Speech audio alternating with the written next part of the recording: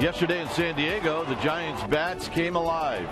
It felt like a month's worth of home runs in a single game. And it was all capped off by the Panda, who went deep 3 times. Now the Giants look to bring some of that power back home as they take on the always dangerous D-backs. Game 1 of a 4-game series. Next.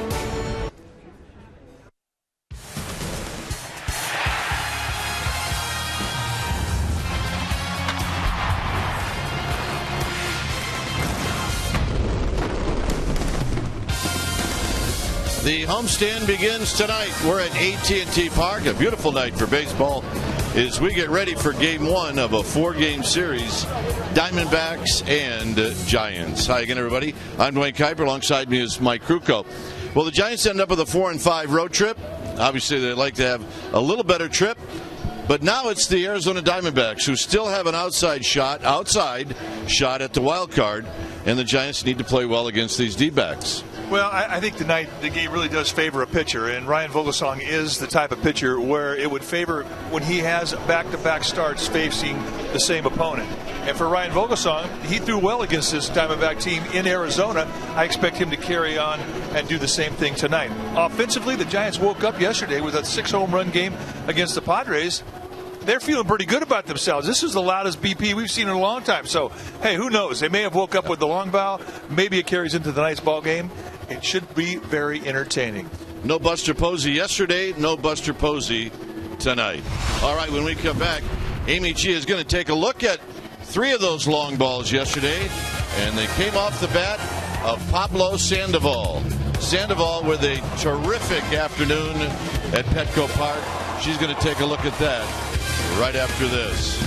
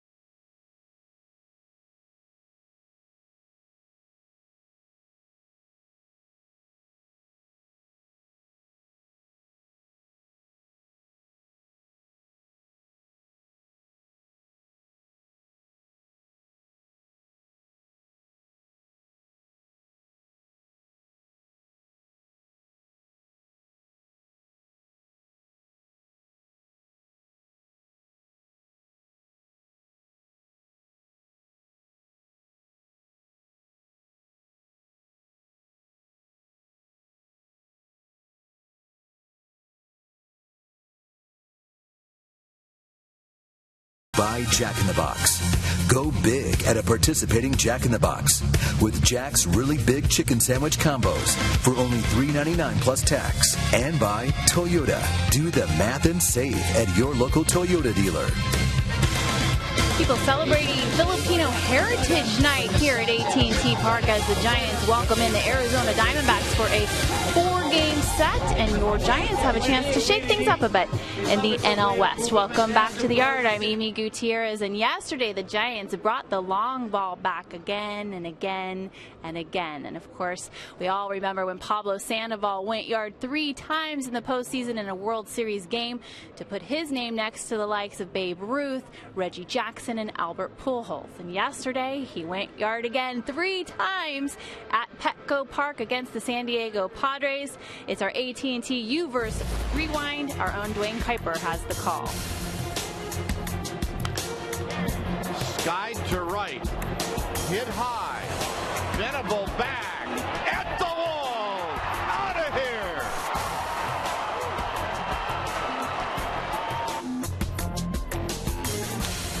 Venable goes the other way, hits it very well, and it is out of here.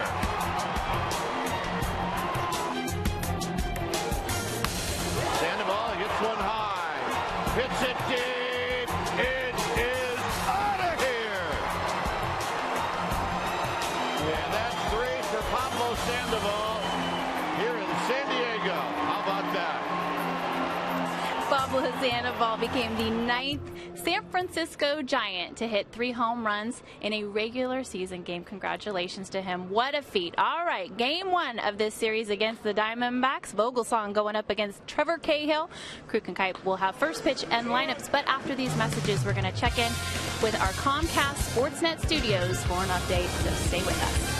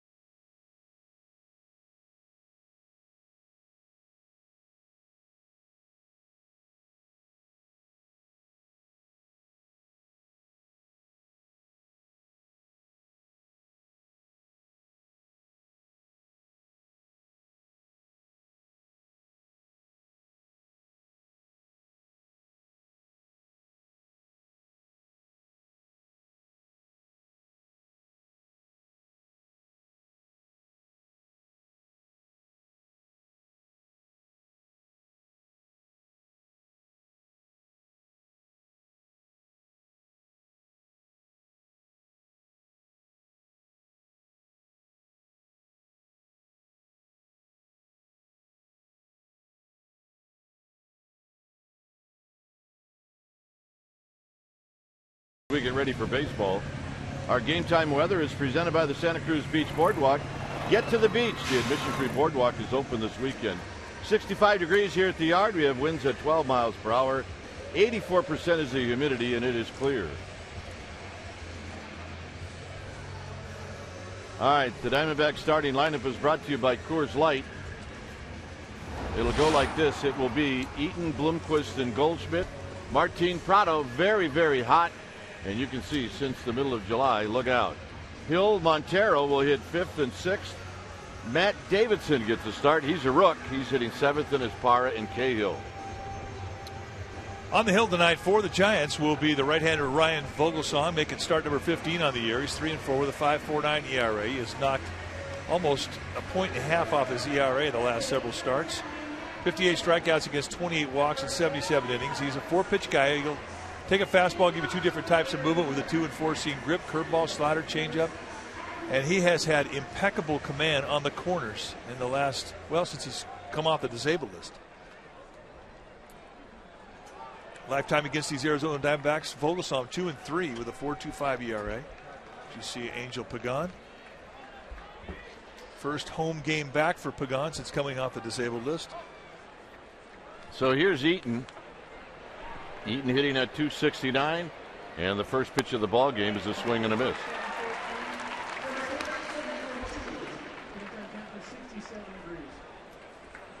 So we get started a couple of minutes early. Eaton with 3 home runs, 14 driven in.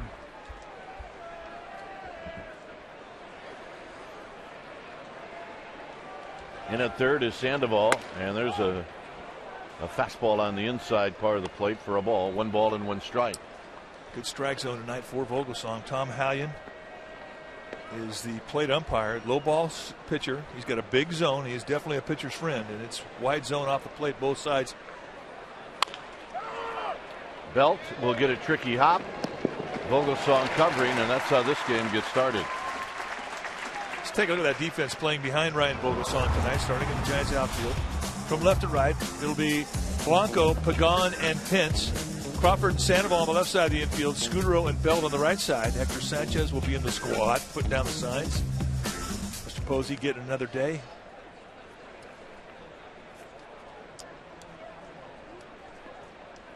So here's Bloomquist. Since coming off the disabled list, Bloomquist has been getting most of the at-bats at shortstop. And here he'll take a pitch for a strike. He's at 355. He's got 12 RBIs. He's 4 for 10 in his career against Vogelsong.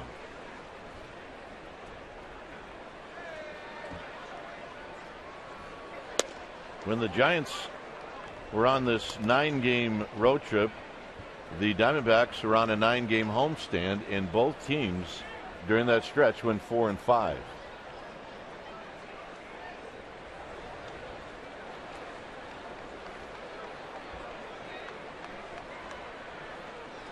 The 1-1 is hit on the ground, and Sandoval's got it. He's up quickly. He throws 2 down. Oh, his range has just been night and day as he has been losing weight consistently. Watch him go to his left, and even more impressively, watch how quickly he gets back up on his feet to a throwing position, and it isn't even close. And Bloomquist runs well. 2 outs for Paul Goldschmidt.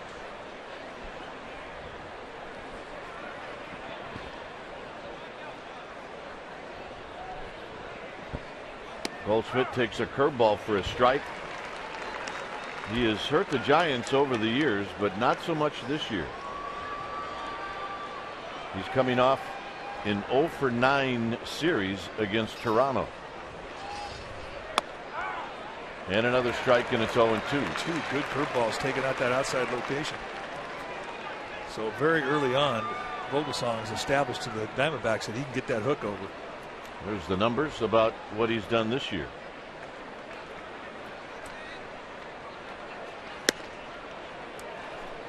.91 mile-an-hour fastball, and that's the velocity that Vogelsong's been waiting for. You saw him turn around and look up at the board to see what that velocity was. You know when you have a good fastball. His last couple outings, he's been right around the high 80s. He hasn't hit 91, so tonight the best fastball he's had in a while. And Goldschmidt swings and misses, and that ends the inning. Giants are coming up.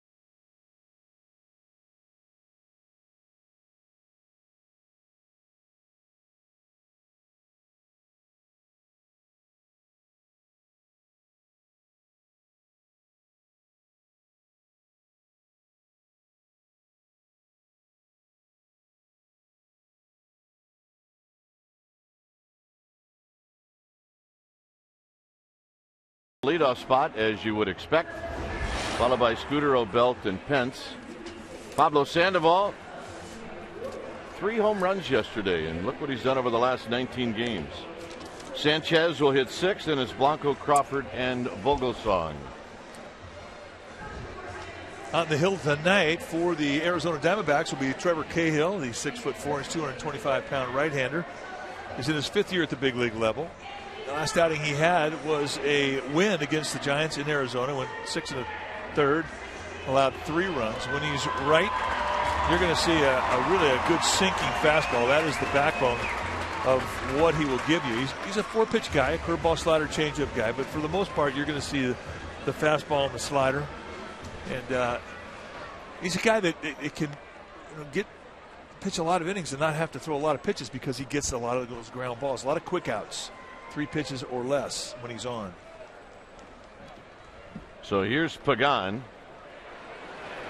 And Pagan looks at a strike. He's hitting .270. 3 home runs, 24 driven in.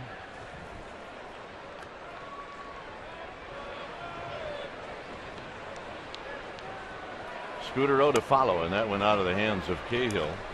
And it's 1 ball and 1 strike.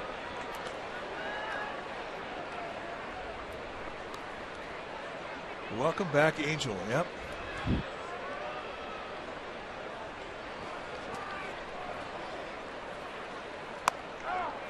And Cahill flops that one in for a strike. It's 1 and 2. Good changeup off of that fastball. Nice 2-pitch sequence.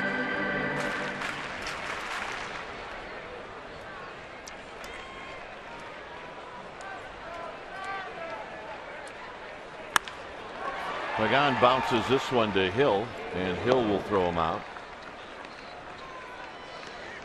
Let's check out the Diamondbacks defense starting in the outfield from left to right. It's going to be Prado, Eaton, and Parr. You have really good arms in right and in center. And a pretty good arm in left with Prado. Bloomquist and Davidson will be on the left side of the infield. Hill and Goldschmidt will be on the right side, and Miguel Montero will be in the squat putting down the signs.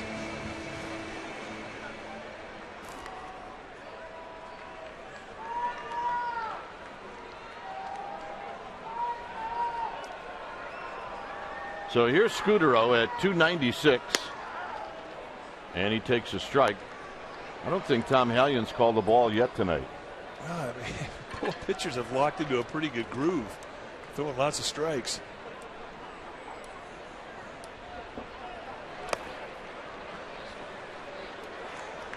I see the rest of the umpires. It'll be Cuzzi, Cuccione, and Culpa.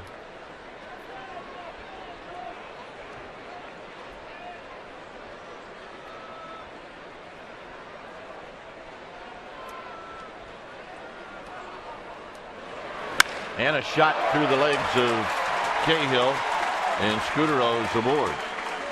That is not a good feeling, I might add, especially a line drive. Ground balls through your legs are one thing, but line drives through your legs, that makes you think bad thoughts. And this will let you know that was not comfortable for Mr. Cahill. So here's Belt.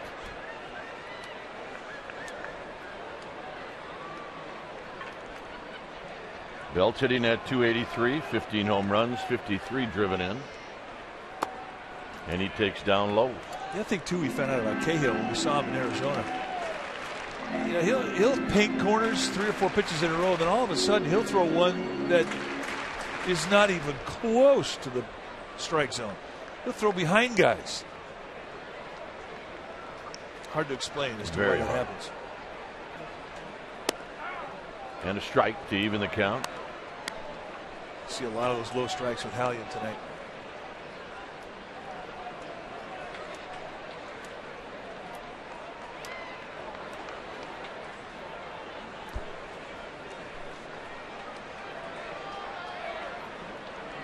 The 1-1, and Belt lifts it foul.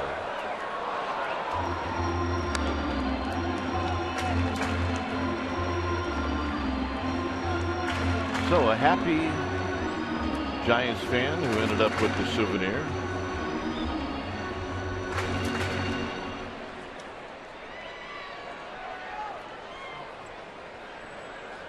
Belt behind in the count, 1-2. 2-2. That's the one that you really have to lay off of. If you hit a ball thrown by Cahill down there around the shoe tops, it's going to feel like hitting a shot put. Sinker ballers are heavy, and if you hit them off the end of the bat, you will feel it for a week.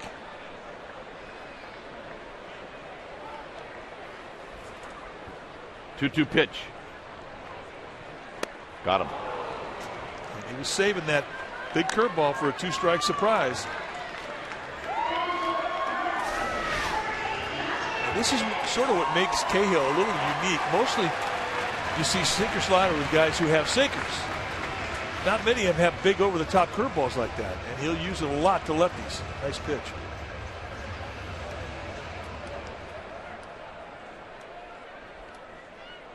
So here's Pence.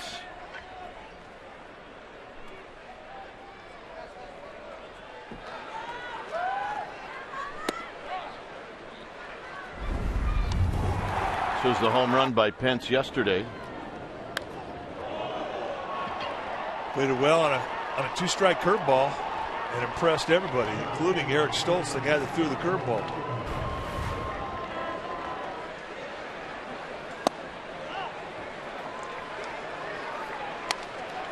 Pence 5 for 15 against Cahill with a double. The guy who's got some pretty good ownage on Cahill is Gregor Blanco.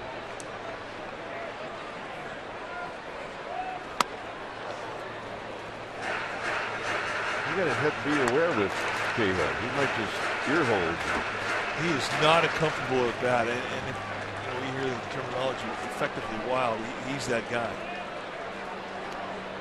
Because we always talk about how it feels to catch a sinker. It's heavy. When you get hit by a guy who's got a sinker, it hurts more. It's hit on the ground to Bloomquist, and that'll end the inning. Giants with the first hit of the game. 0-0.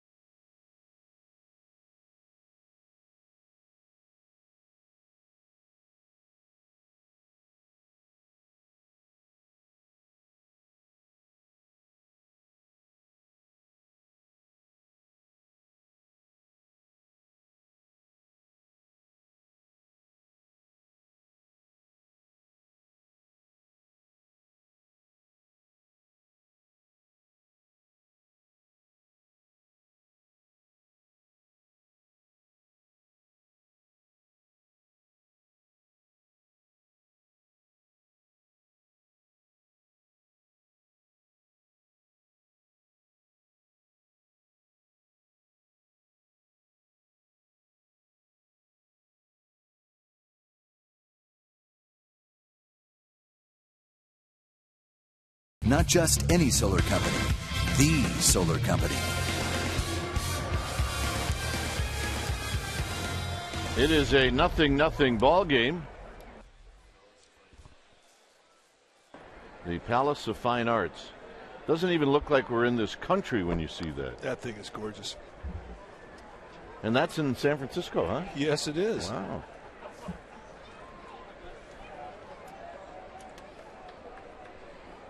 Here's Martin Prado. And a strike. Prado hitting at .287, 13 home runs, 72 driven in.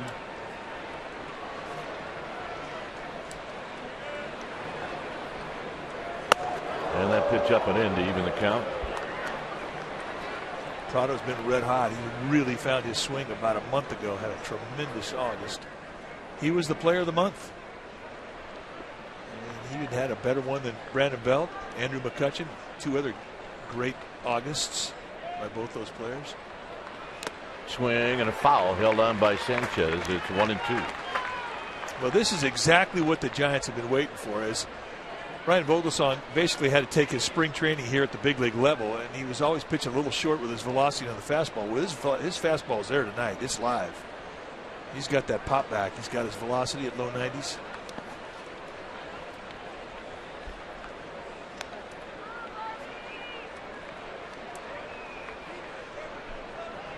Well, he's right. He'll cruise 91, 93, and he even has the ability to reach back and hit 94, 95.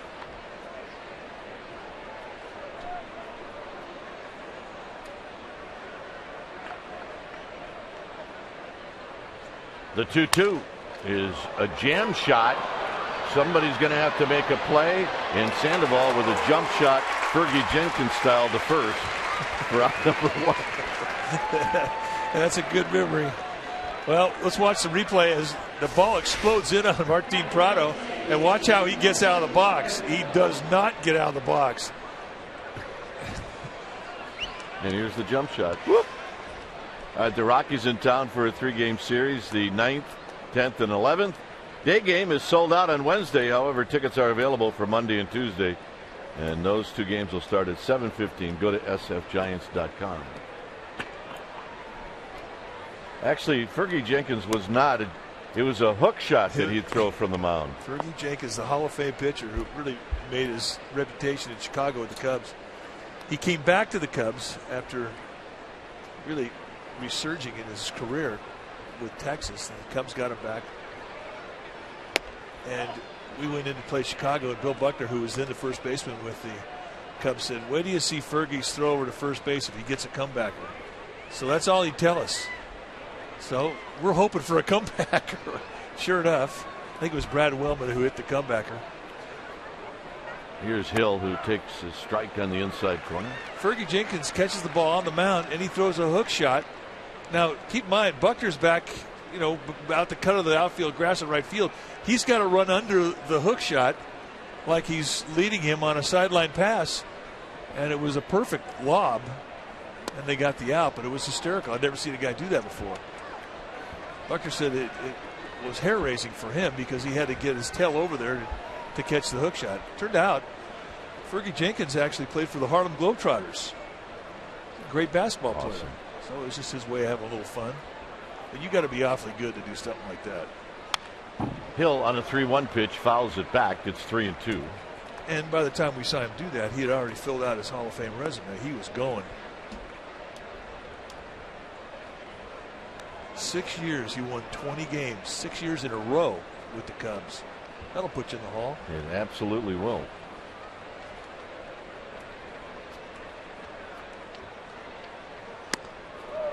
And Hill's going to take a walk, and let's check in with Amy G. Amy? All right, gentlemen, as you mentioned, Buster Posey not in the lineup again this evening after injuring his right ring finger Tuesday against the San Diego Padres. The finger is bruised. He has a torn fingernail. The Giants took it one step further today and gave him x-rays, hoping to rule out a fracture. We do not have those results yet. We will get them to you as soon as we know. Dwayne? All right, Amy, thank you. Here's Miguel Montero.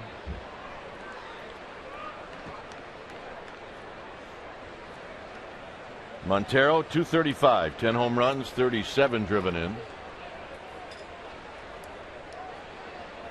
And he takes the first pitch high, 1-0. This is when Miguel Montero really likes to hit when there's a runner at first base. He's a pull hitter. The first baseman holding a runner on, big hole on the right side.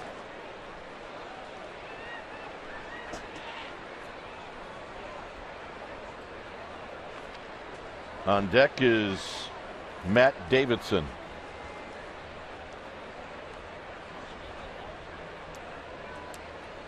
Montero lines it to right. Pence will play it on a bounce. And that's the first hit for Arizona. And now Matt Davidson's going to hit.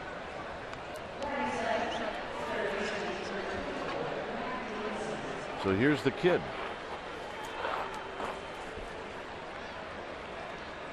Davidson recalled from Reno on September 2nd at 17 home runs in Reno, 74 RBIs.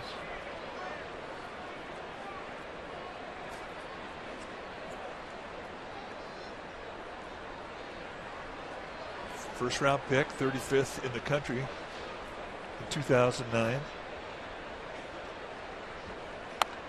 Down low, 1 ball and no strikes. Sat out of high school, went to Yucaipa High School. What? Yucaipa. It's a desert kid.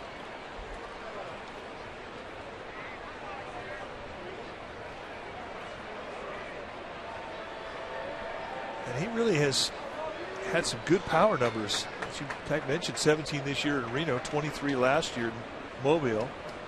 In Visalia in 2011, he had 20 home runs and 106 RBIs. So he really has put together a nice resume to get to the big leagues. Big guy, 6'2", 225. And Vogelsong paints him on the outside corner.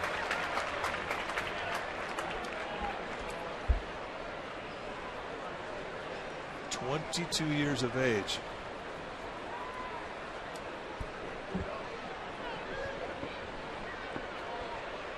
One ball and 1 strike. Hill at second, Montero at first. And it's low, 2-1.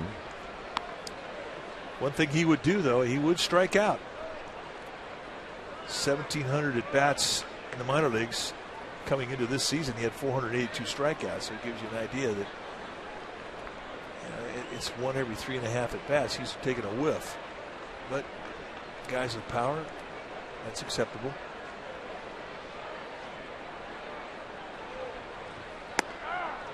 Good pitch, 2-2. Change up, taking out that outside corner.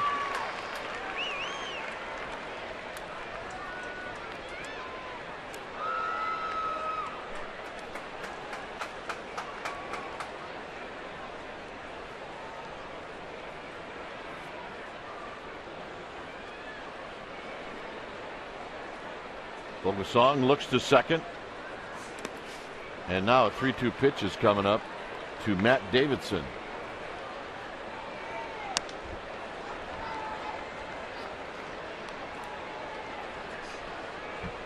Yep, the Gamer Babes are here. They're ready. Got their colors on. I like the orange and black boas. That makes it. 3-2. See if Kirk Gibson will send Hill and Montero. It's not the case if you got a guy that strikes out a lot.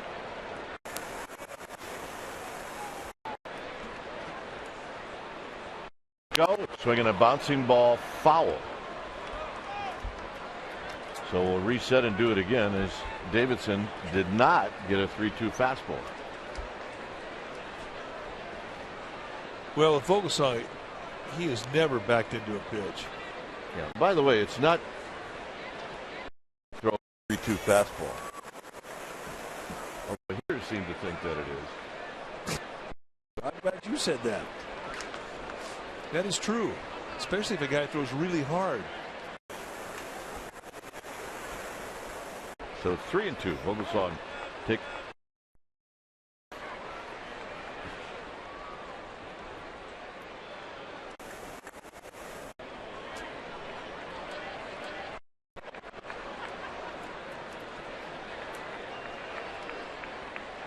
Runners go. On the ground to Sandoval. Sandoval both runners advance. Nice fastball, boy. He really got that thing in on the hands of Davidson. Runners go. On the ground to Sandoval. Sandoval will make the play. Both runners advance. Nice fastball, boy. He really got that thing in on the hands of Davidson. And like a lot of guys, Davidson with power likes to get extended. He's a middle away guy, and Vogelsong really took advantage of it. I mean, you could not have run up there and put that fastball in a better place, and he did it in a 3-2 count. Nice pitch.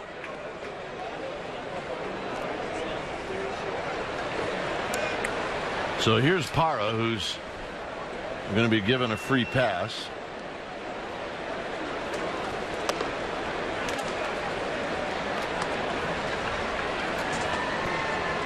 If you're Parra, he's thinking, I hate hitting eighth. Yeah, this is the problem about hitting eighth. You lose a lot of RBI opportunities. National League, you got that pitcher backing you up.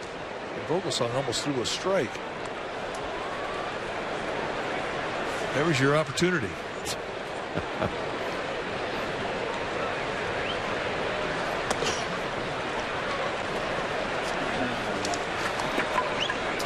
Well, log on to csnbayarea.com and click on Giants In-Game Live, presented by Eric's Deli Cafe. You can enhance the in-game experience on your computer, smartphone, or tablet. Follow the action on the diamond like never before with in-depth stats up to the second box scores. And join the social buzz with other fans. Giants In-Game Live, presented by Eric's Deli Cafe, only at csnbayarea.com. Cahill is 4 for 40 on the season. And a curveball for a strike, and it's 0-1.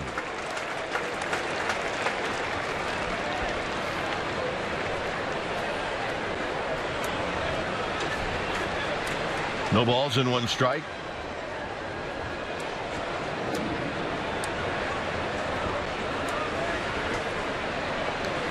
Cahill takes high.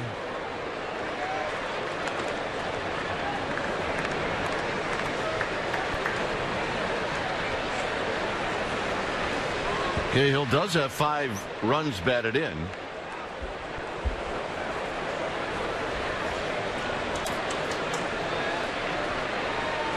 Swing and a miss. 1-2.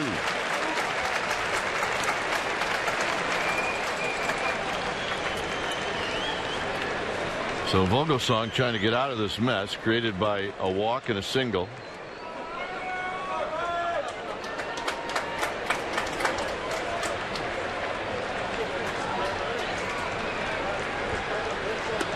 Got him, and that'll end the inning. Pablo Sandoval is going to lead things off. It's 0-0.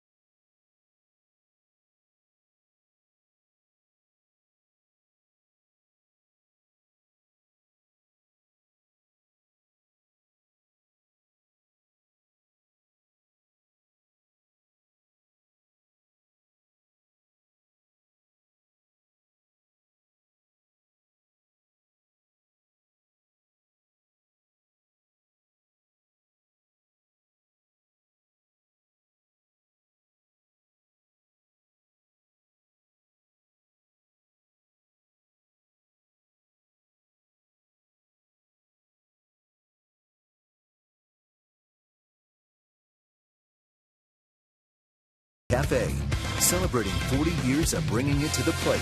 Stop by Eric's and enter to win 40 years of free sandwiches with character.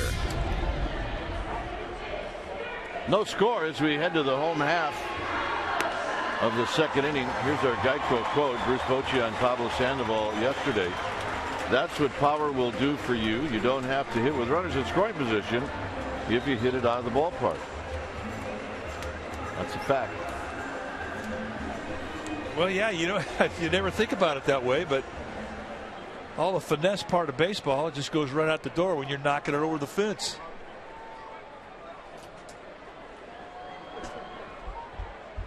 So here's Sandoval.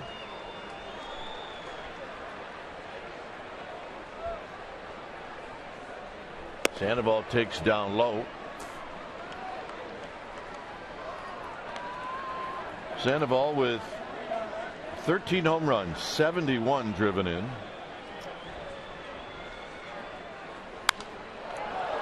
And he lifts this one out of play off the facing of the third deck. And it's 1-1 strike. Tell you what, he was swinging for some water on that hack. Nice play.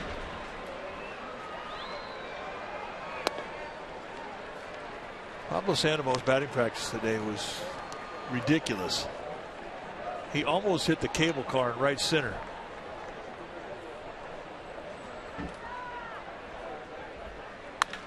And a base hit up the middle. Throw the bat head. And that was loud contact.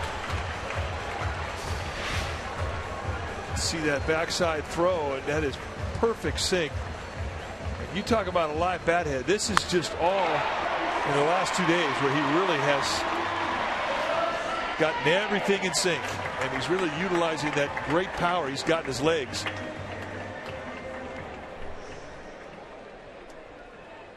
Here's Hector Sanchez, who hit a long home run last night.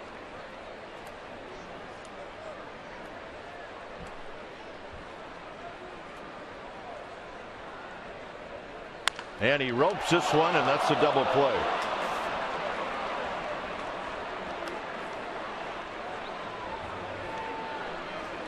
So 2 outs, and here's Gregor Blanco.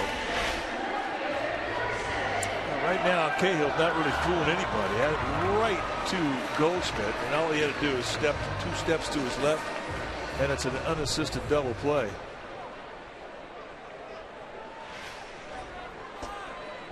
So here's Blanco.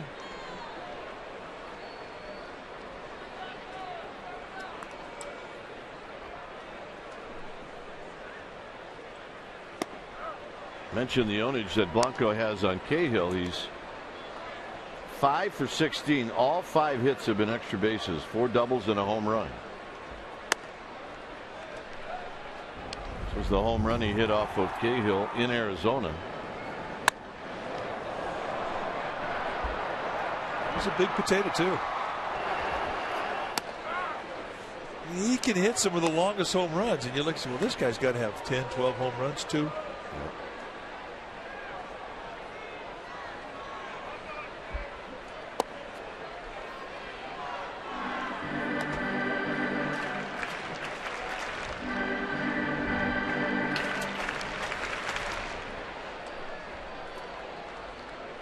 Two and 2 to Blanco. And a full count.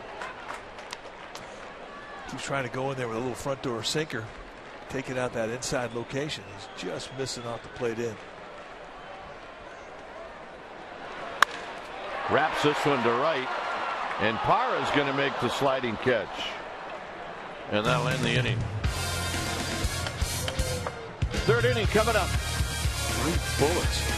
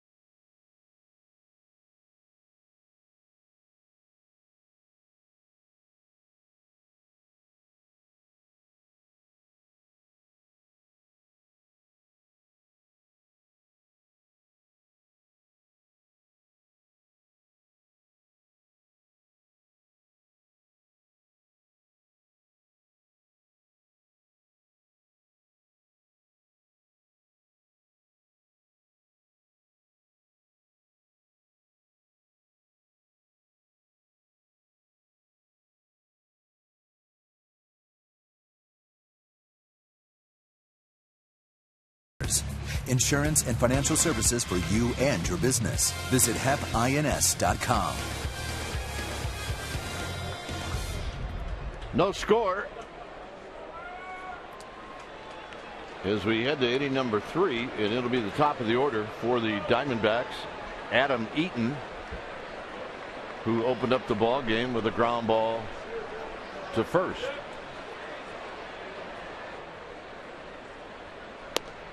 Eaton takes low and in, Bloomquist, and then Goldschmidt.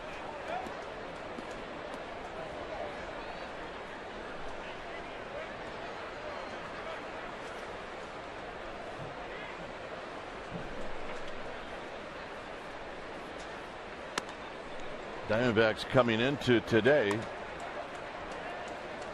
were 7 back of the second wild card spot. 7 back. The Nationals are 6.5 back.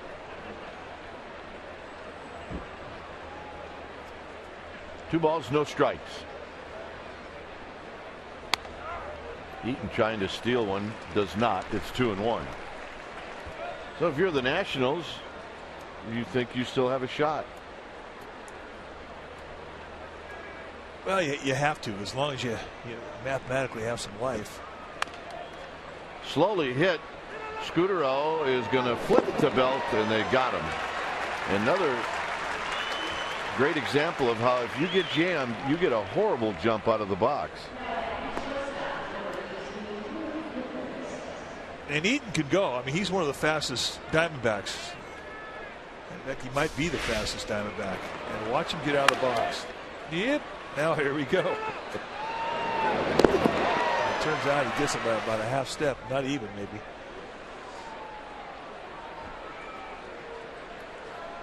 Pitchers love to jam hitters. Here's Bloomquist.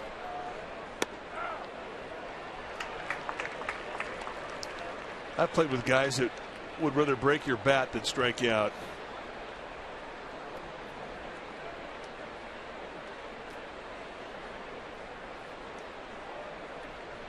Bloomquist nearly got one by Sandoval in the first. Here he takes another strike, and it's 0-2. Nice placement with that backdoor changeup on a 2-seam grip. Yeah, that one looks very comfortable, very happy. Yeah. Something in that hand that is not going to be shared. Is that a 3-day-old wiener? I'm into 3-day-old wieners. Not a problem with that. I've never met a wiener I didn't like. What is that? Well, yeah. Couldn't wave unless that's. That is a cute little guy right there. 0-2.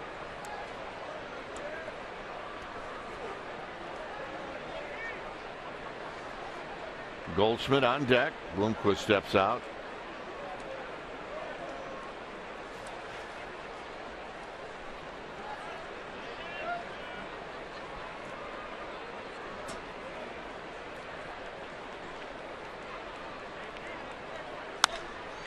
Hit out to Pence. Pence barely has to move.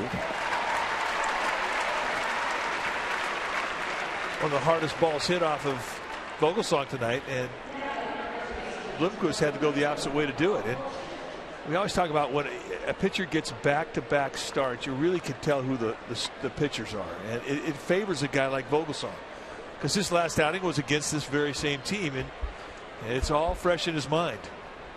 Really didn't have to do a lot of homework coming into this game like he normally did because of that. Here's Goldschmidt, who rolls one to Sandoval. It's past Sandoval and then under the glove of Crawford, and Goldschmidt with a 2-out single. So he breaks his 0-for streak. And how does he do it? With a C&I ground ball just past Sandoval, just past Crawford. In fact, like Crawford caught a piece of it.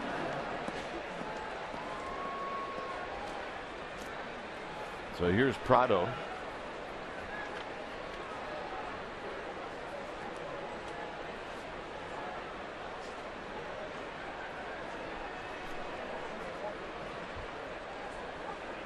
Prado bounced out to third.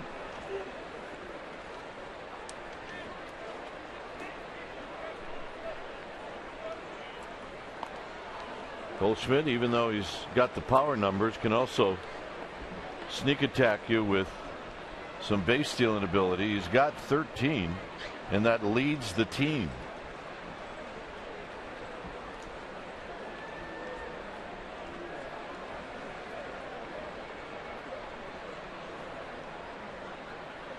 Prado takes very high. Hey, the bride's here. Here's the bride. Well, best wishes to the bride. Gamer babes have landed. They've cleaned out that section too. Yep. Keep an eye on that section.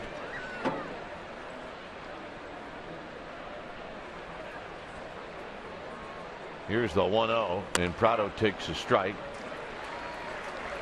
Boy, that changeup has really been a good pitch for Vogelsong tonight. He is spotting that thing like he's throwing a dart.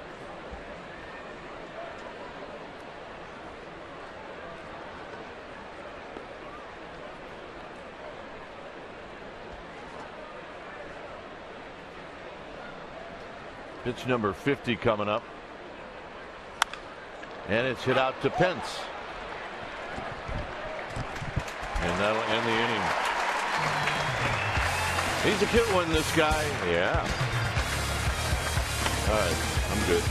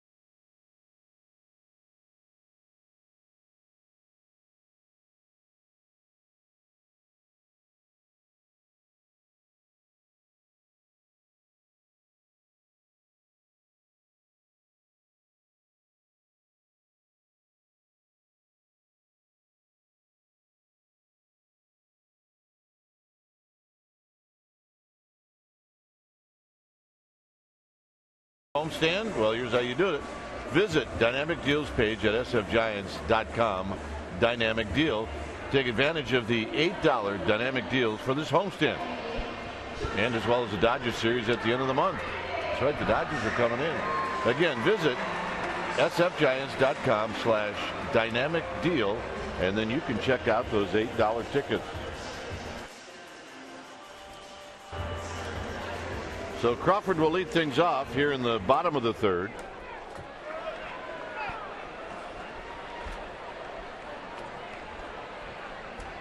Crawford hitting .260, hit his 9th home run yesterday. Here he takes a strike. Hadn't had a lot of luck against Cahill. He's 2 for 15.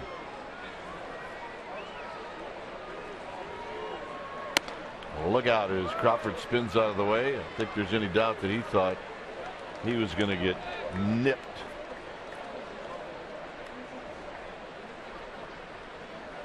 Vogelsong and then Pagan were in the third.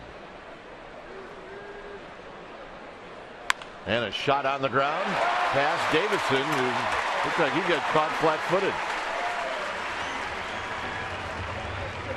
That looked like an infielder that just didn't think a ball was coming his way. Well, I mean, a big, slow, lazy breaking ball that hangs up. I guess if you're playing third base, you're thinking the left-hander's going to pull that pitch. But a nice job of staying inside it for Crawford, and a leadoff base runner for the second inning in a row now for the Giants.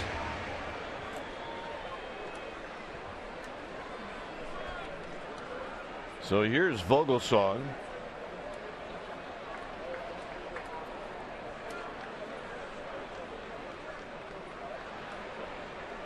Vogelsong bunts it.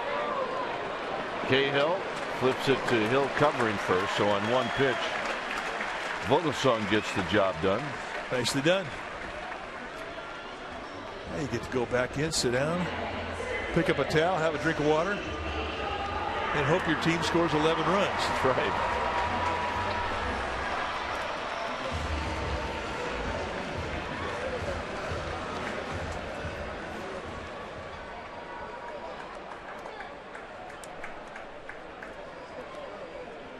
So here's Pagan. Pagan opened up the bottom of the first with a ground ball to second.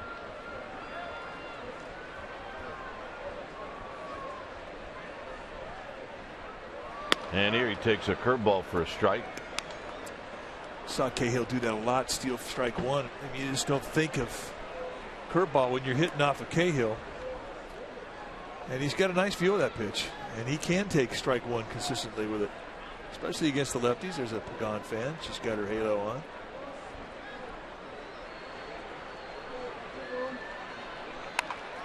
And this is hit right off the end of the bat to Bloomquist for out number 2. You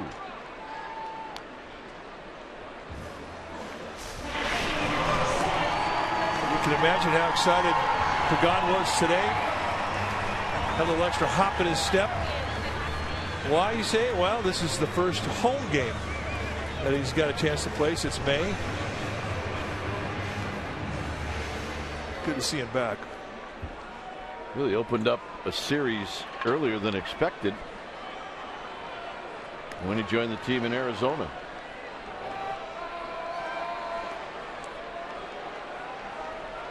So here's Scudero. Scudero singled between the legs of Cahill in the first inning.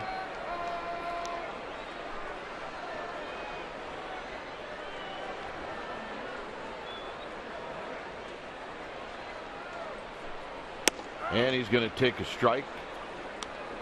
And Cahill pours one in. It's no balls and one strike.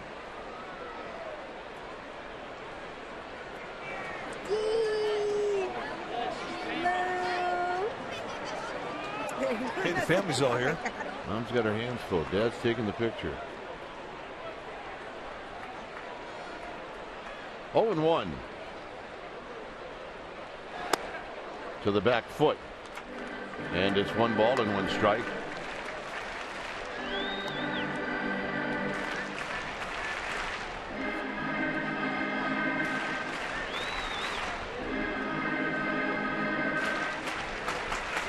Crawford at second, 2 outs. Giants looking for that 2-out base hit.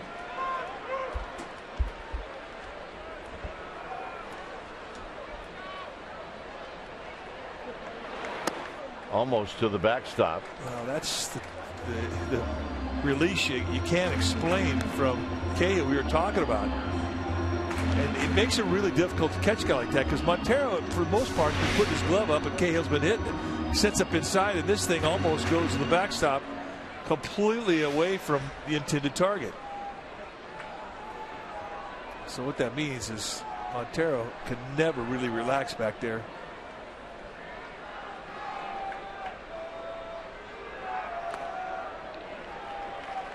So it's 3-1 with Belt on deck.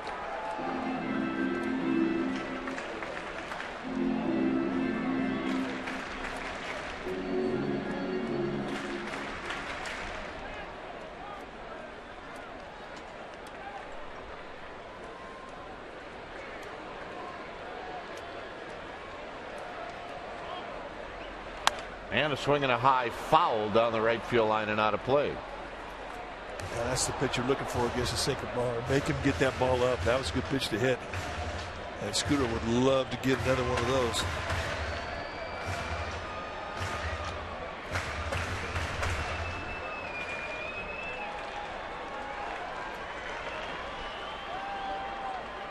So Scooter will sit on this 3-2 pitch with Crawford at second base. And he walked him, and Belt's going to hit. Another nice at bat. Nice to have Scooter back in the lineup tonight. Had 2 good ABs.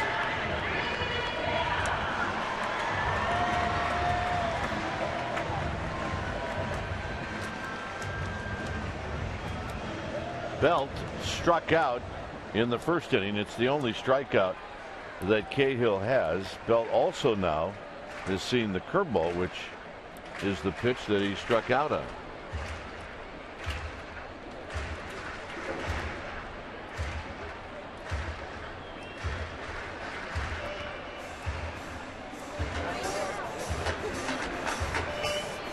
Yeah, it is Filipino Heritage Night, and that's what the giveaway was.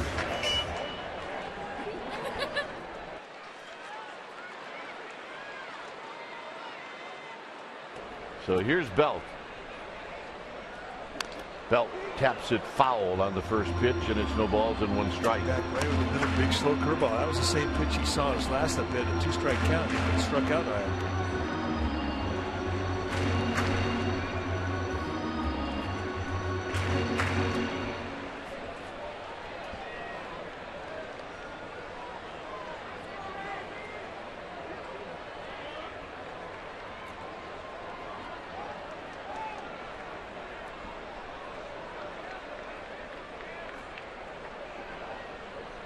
In the dirt, nice play, Montero. It's 1 ball and 1 strike.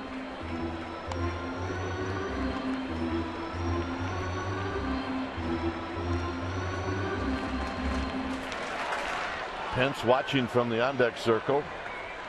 No score, bottom of the 3rd.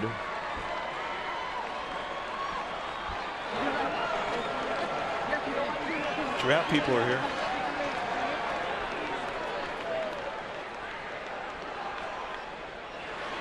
Belt drives it to right. It's going to fall in front of Parra. The throw is going to come home. It's a good throw. They got him. Is Parra with a terrific arm and terrific accuracy throws out Crawford at the plate. This was a beautiful throw. He's got one of the best arms in all of baseball.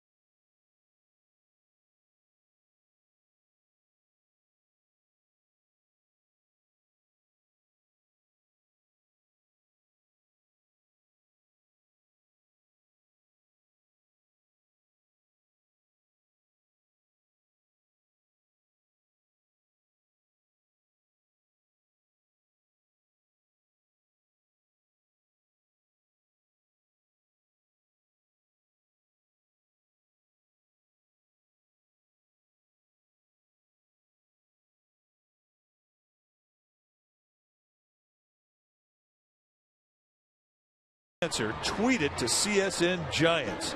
Question tonight: named the only 6 players in Major League Baseball history to hit 3 home runs in both a regular season game and a postseason game.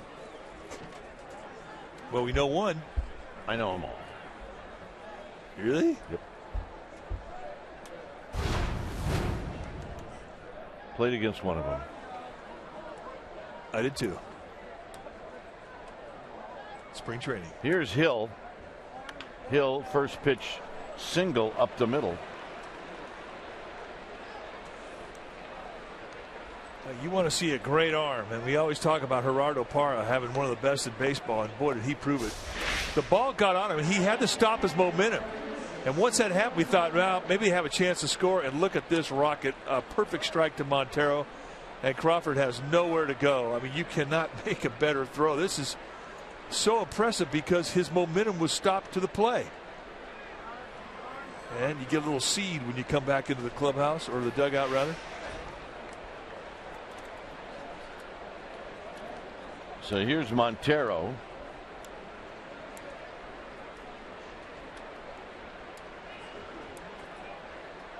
Montero is going to lift this one high and foul and out of play. No.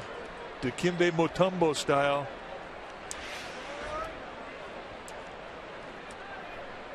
Which, by the way, is one of the greatest names in sports. What? Gerardo Parra? Dikembe Mutombo. I knew where you were going with that. 0-1 to Montero.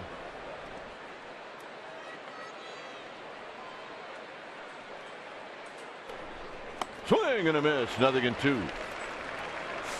If you've watched Ryan Vogelsong the last couple of years, one thing you've noticed in the last 3 or 4 starts, he has really slowed it down.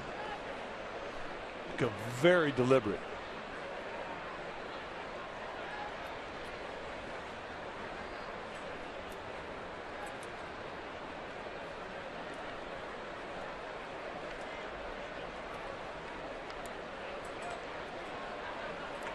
Here's the 0-2 pitch.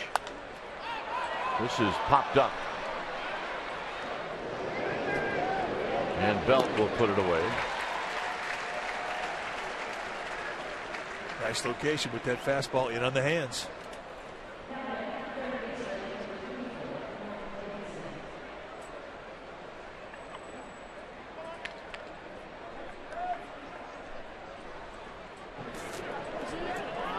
Yeah. Get the Angel Pagan manicure, please. Go Pagan. Yeah. Throw me a ball now. She's got her wings on.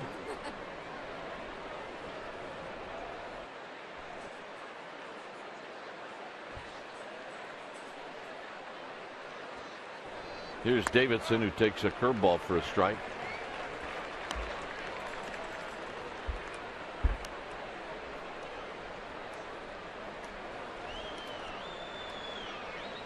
I think the wings that Angel Pagan fan had on were, they may have been real.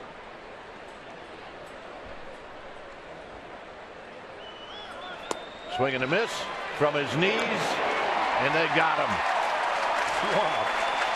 Yeah, we've seen some pretty amazing throws this last inning. One from Gerardo Parra, and this one from Hector Sanchez. Benito Santiago style.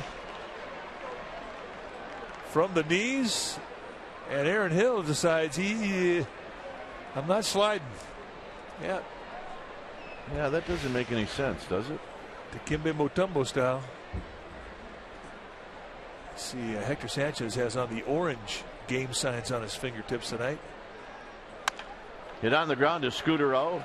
Scudero will get a nice third hop, and that'll end the inning. So the leadoff single does not hurt Vogelsong. We will have Hence, Sandoval, and Sanchez coming up.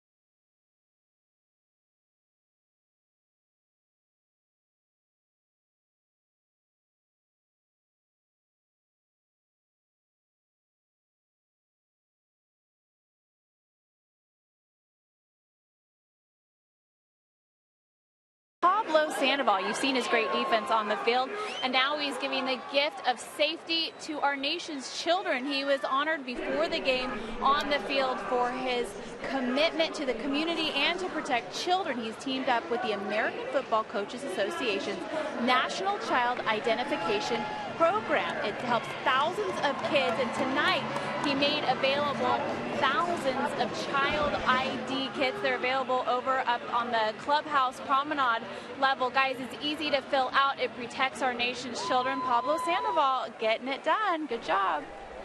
The Panda not just hitting runs out of the park, he's hitting home runs off the field as well. That's a great program. And give it enough time. I mean, it's going to be an extremely effective program.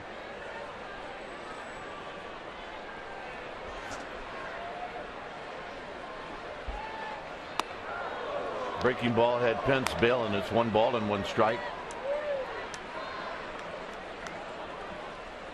Well, you throw a curveball to a guy like that, you're thinking, oh, I can do that again. Yeah.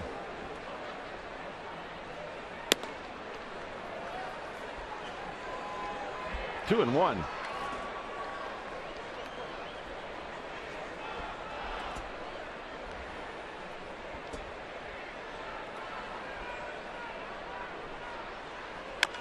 Tapped. Foul. It's 2-2. Well, if he's going to throw it again, he's going to throw it right now.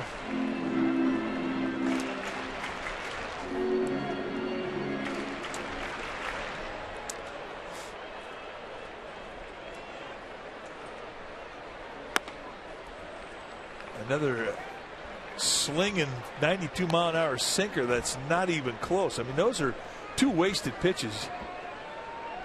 I mean, you have a 2-2 count on a guy. You really think here's a chance for me to try and nibble a corner. Maybe he'll go out. Easy take there. This is going to be high and fouled on the left field line. And this is what I love about Hunter Pence. If you go back and replay that swing, it's hard to analyze the swing. Just a flat-out hack. He swings hard on every swing. Said he tried to take something out of a swing. He says doesn't work for him. There was that curveball. Well, as Hunter Pence heads down to first base, what do you say we ask and answer our AT&T trivia question? The question tonight: can you name the only 6 players in Major League Baseball history to hit 3 home runs in both a regular season game and a postseason game? Brewer survey said Adrian Beltre, George Brett, Reggie Jackson, Albert Pujols, Babe Ruth, and Pablo Sandoval.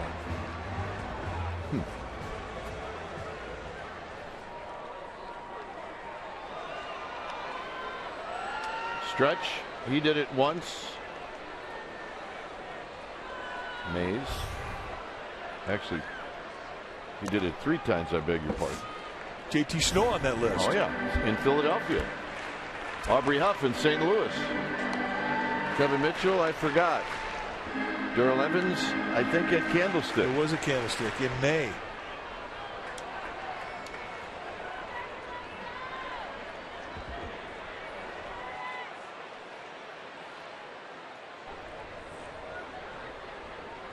Remember, Willie Mays hit 4 in Milwaukee. That was in 1961.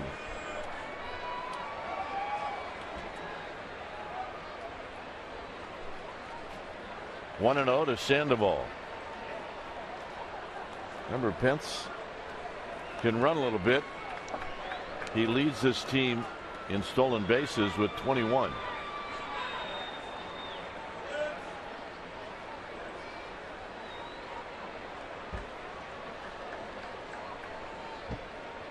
Look out. Almost a Schinberger.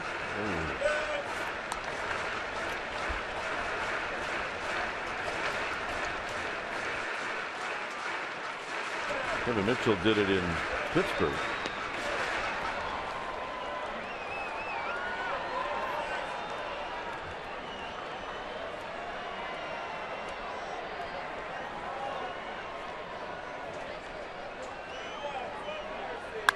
Sandoval, high and deep to right, and off the bricks. Pence is going to score. The Panda is headed for 3. He's going to make it.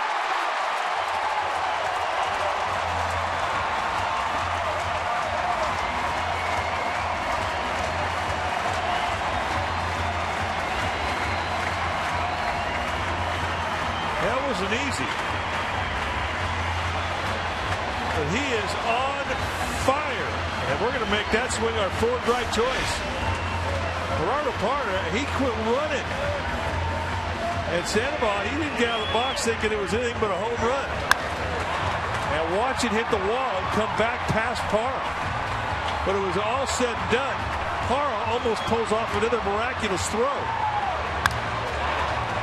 Sandoval's thinking, what? Wait, well, I better start running. And here he goes. Does he start to leak oil or not? Right about here. Yeah.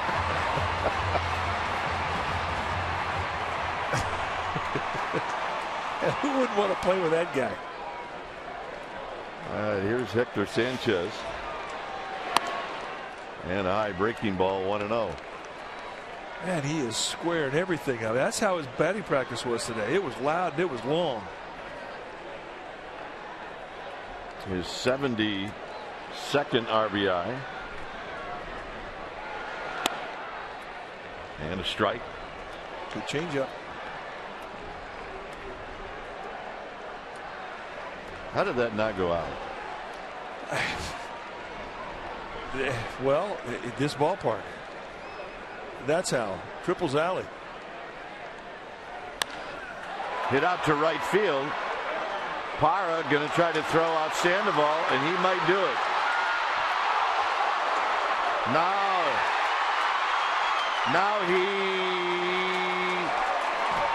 No, they're saying he's safe. And here comes Kirk Gibson, and he is going to be right in the face of Tom Hallion. I mean, normally, if a catcher takes a shot, he hangs on to the ball, whether he touches him or not. A lot of times he gets called out. But I mean, Parra's putting on a show tonight with this arm.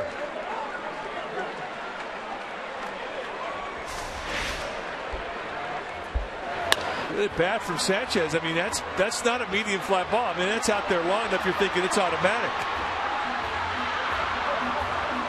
And I don't think he ever did touch him. No, I don't think he did either.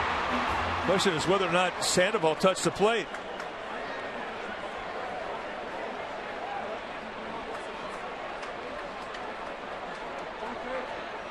And I don't think he did.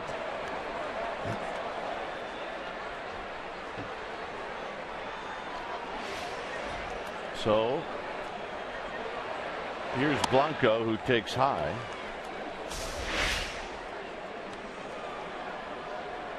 I mean, in all honesty, most umpires are going to call Sandoval out. Yeah.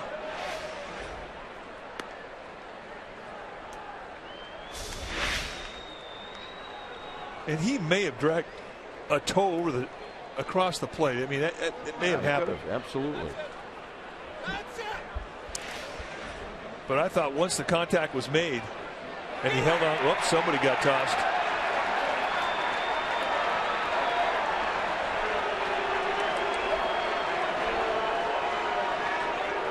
This is probably going to get spirited from Mr. Gibson. Well, I mean, Hallion's right. He never did get touched. It's just a matter of whether or not he touched the plate with his toe. But I think Gibson's making the argument that you made. Is that usually when you see contact in a play like that, if the guy hangs on to it, even if he doesn't touch him, he usually gets called out.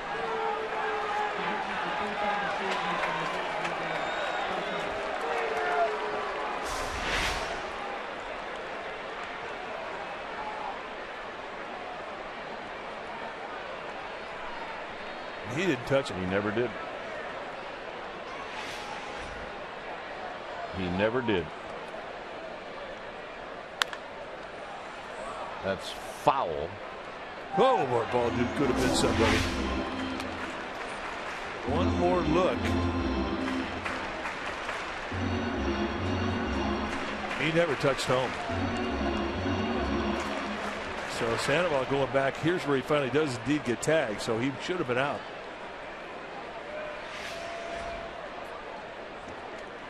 Look out. 2 balls and 1 strike. He's not a comfortable at bat right now. Well, the Kung Fu Panda. Remember how he got his name? Well, he kind of looked like it again.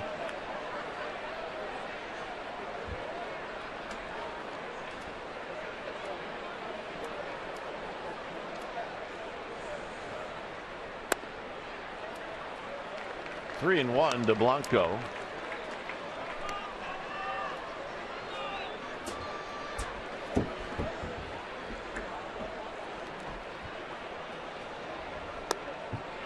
And Blanco will take the walk. This inning started with Pence taking a walk, which came back to haunt Cahill.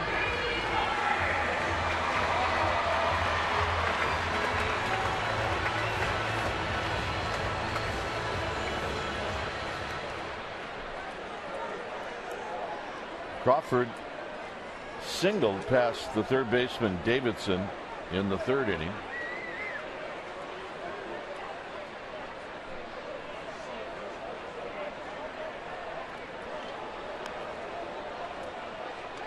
Blanco with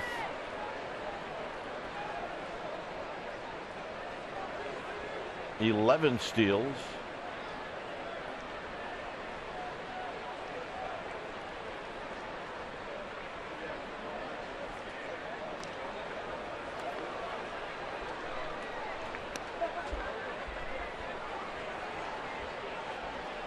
Two nothing Giants. Both runs coming here in the 4th.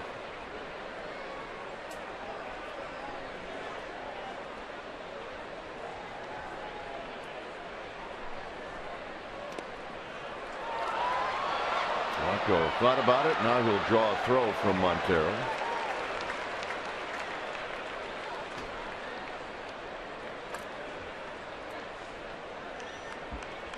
So Parrish really should have 2 assists tonight. He should. And he almost had another one on the throw to third base when he tried to get Sandoval. 3 amazing throws.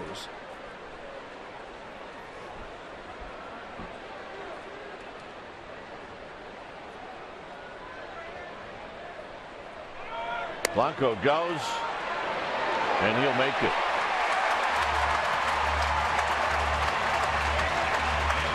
This has been a very entertaining inning. So that's his 12th steal of the year.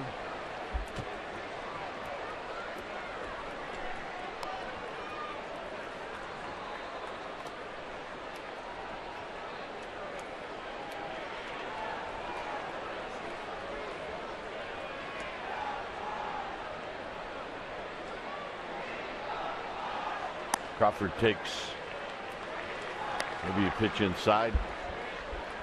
It's 3-0. Maybe a little high with Tom Hallion. Definitely could have been called a strike. See Matt Langwell, the right-hander, head down to the D-backs bullpen. He started getting heated up.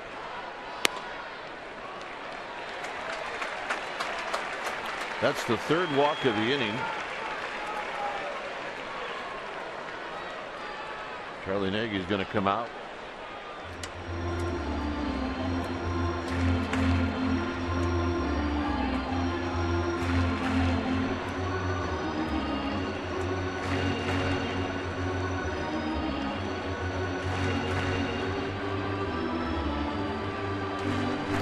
So a little conversation between catcher, pitching coach, and starter.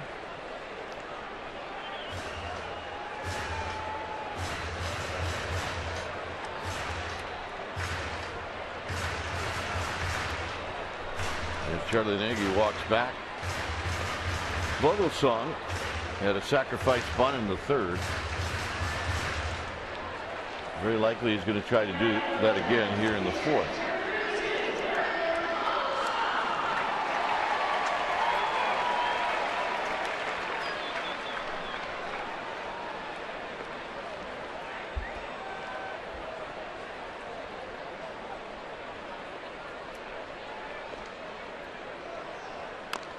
And Vogelsong stabs at that one, and it's no balls and one strike. I think it's a much more difficult bunt for a right-handed bunter to bunt it down the third baseline than it is the first baseline. And it's just the opposite for a left-handed bunter. Easier to go to the third base side. And the Diamondbacks are being very aggressive with how they're playing this. As you can almost predict, knowing Bruce Bochy, that if the corners become too aggressive, he'll turn the guy loose and say, go ahead, butcher boy, swing away.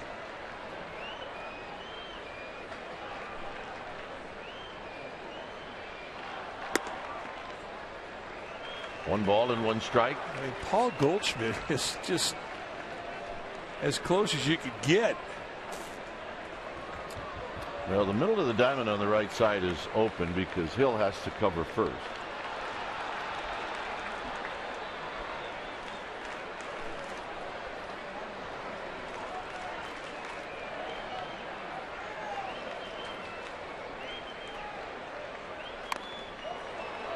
And this is bunted foul. I think every once in a while, Mike, you can see the effects of Vogelsong getting hit this year. Yeah. When he squares around the bunt.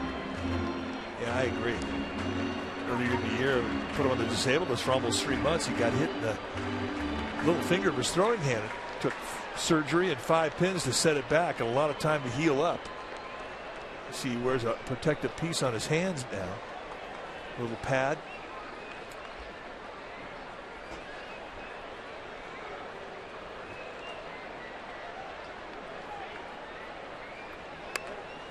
And that's bunted foul. So that'll be a strikeout for Cahill.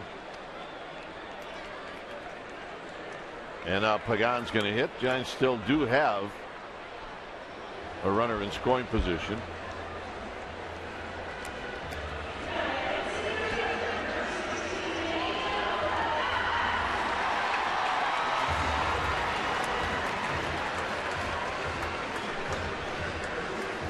Pagan tonight is bounced out to second, and then he hit a soft line drive to Bloomquist in the third.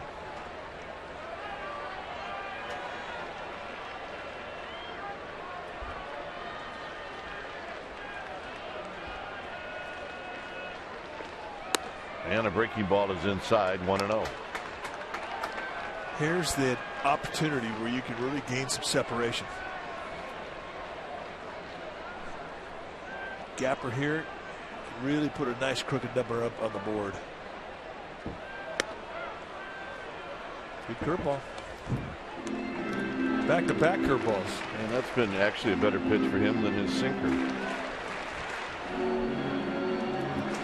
We've seen a lot more curveballs and sliders tonight.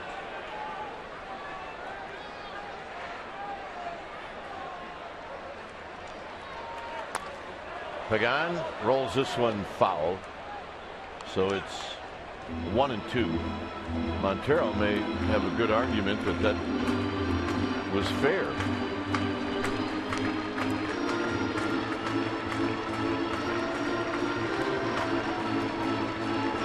And this pitch will be number 30 of the inning.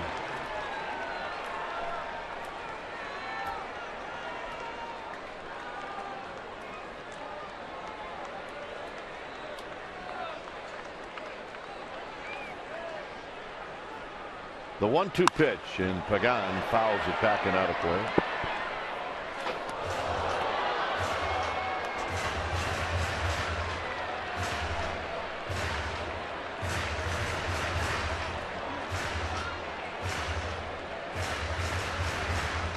Blanco at second, Crawford at first. Home half of the fourth.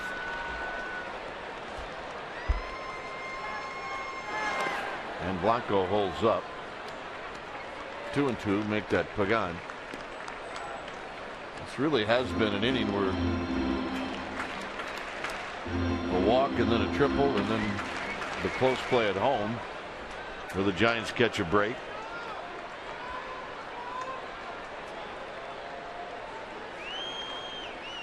So 2-2 to Pagan. Hit down the right field line. Parra's going to get there, and that'll end the inning.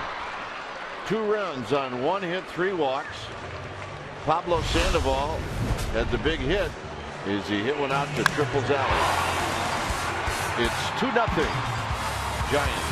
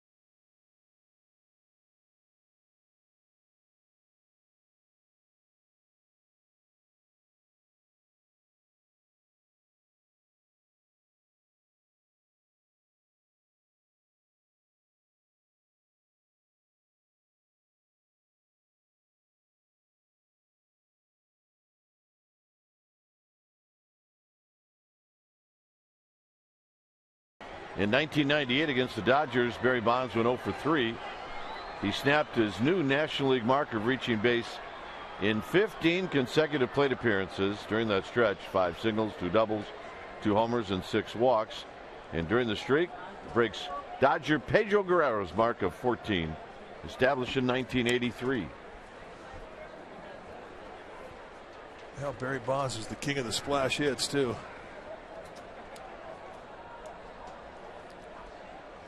Here's Parra, who takes a strike.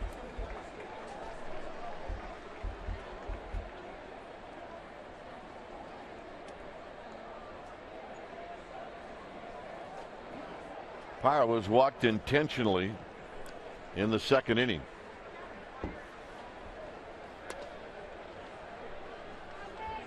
It's great when you watch Vogelsong get strike one.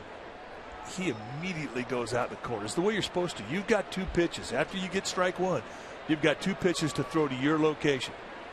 You hope that he chases something of your intent. Then if you get him in a 1-2 or an 0-2, then you can really try and bait him into going out of the strike zone. If you are consistently on top of a hitter 0-1, I mean, it makes for a good night as a pitcher. It's fun to pitch a game like that. 1-2 to Parra, 5th inning. Low. Parra's a guy who's aggressive. I mean, he will definitely go out of the strike zone and chase.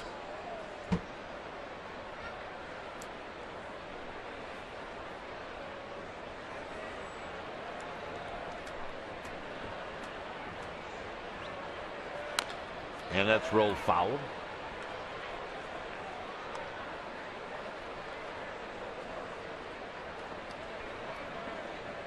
So Parra and Vogelsong in a battle here in the 5th. 2-0 Giants.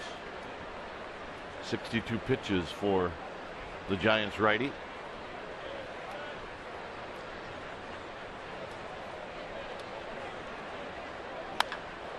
And that's going to be foul by about a foot. Nice play.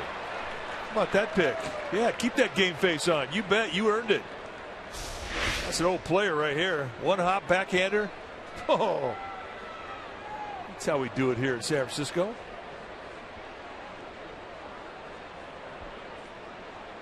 Think you're playing with kids? 2-2.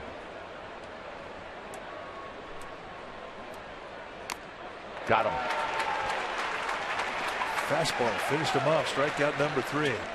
Well, Sunday to Sunday, the authentic home of the 49ers, Sportsnet Central, Yahoo Sports Talk Live, 49ers Press Conference Live, 49ers Central, 49ers Postgame Live, and CSNBayArea.com, all on Comcast Sportsnet Bay Area. Authentic 49ers turned on Comcast Sportsnet, in-depth coverage every day and online.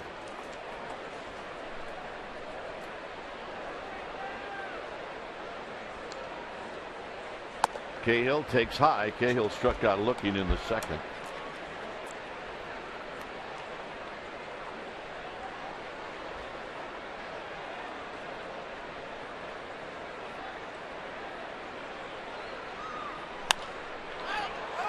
Popped up right near second base. It's Crawford. 2 down. And that'll bring up Adam Eaton. Here's how you like to face Adam Eaton. You guys got his own deal going here? Yeah, yeah. We have the solution. Duct tape. Plenty of it. Duct tape. Enough duct tape, you can conquer the world.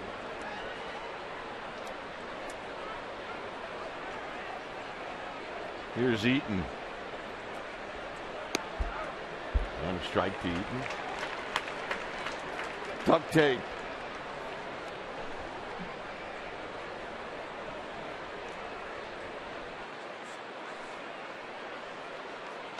The 0-1 pitch to Eaton. Eaton taps it foul. He's 0 for 2. He's bounced out twice. I think that guy's doing origami with duct tape. All right, this is going to work right now. All right, I got the K. 3 Going to Ks. work. No. I'm sorry. That has to lay flat. Look at it's bugging him too. It is bugging him. He's not even watching the game. He's thinking, if I look at it, it's going to go flat. It is bugging him. High and foul. How am I going to do this? I'm not going to look. Oh, I am. It was killing him. You know what you do? You take that thing and you just bend it. Oh, man. He turned to the woman, might be his daughter, and she said, "You want me to help?" No. I got it. All right, here you go. Let's try this again. Ready? We got it? Okay. Do we have it? No. We need to send them some duct tape. Serious business. He hasn't seen a pitch in 2 innings. And she's horse laughing him. And the little guy he's like, you know what? I can't watch this anymore. Honey, watch Grandpa. I do what to. We got it. All right, that works. All right, okay. Now he doesn't have to worry about it.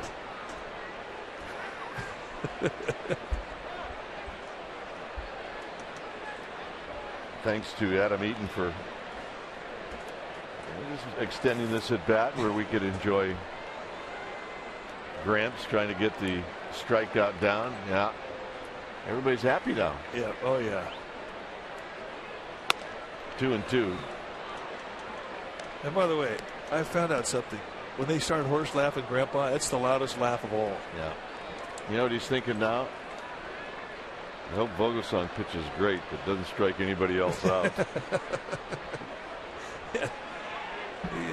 You get another one right here. Hit on the ground towards the hole, underneath the glove of Crawford. And now Eaton's going to have more than just a single. And he's going to wisely put on the brakes. It's not often you see a shortstop just miss making a play, and it ends up being a double. Well, the way that they had Gregor Blanco playing, I mean, he was really playing towards the line and very shallow. So there's an idea of how fast the infield has become. This infield is playing as quick as we can remember it. And with Eaton's speed, I mean, he was sniffing 3 bags. If they had a lead, he'd have gone. Down 2 runs, smart play, stand at second. Here's Bloomquist. Bloomquist has bounced out to third, and he's lined out to right. He's had a couple of good at-bats.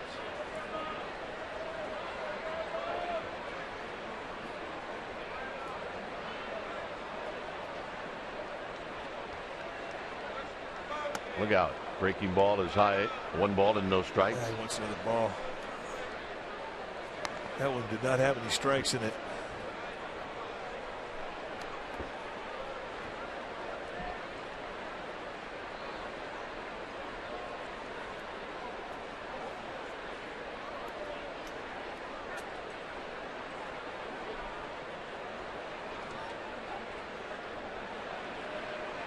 One look to second, and it's low and away. It's 2-0. Goldschmidt is on deck. He's the guy you'd like to avoid.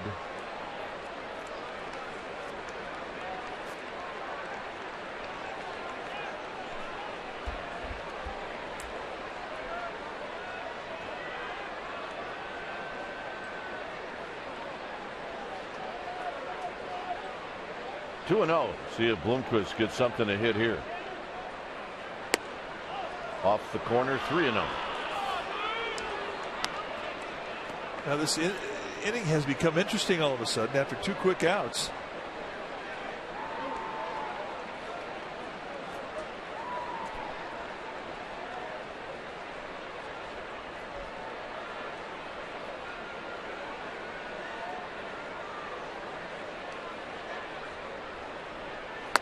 And Vogelsong pours in a strike. It's 3-1.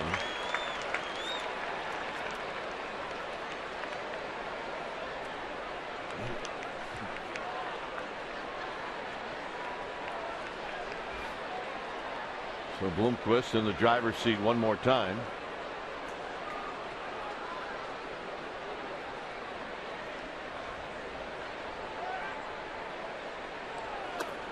And it will be Goldschmidt.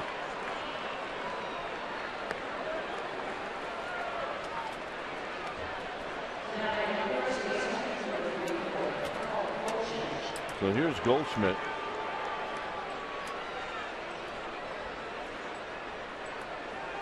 Goldschmidt struck out in the first and then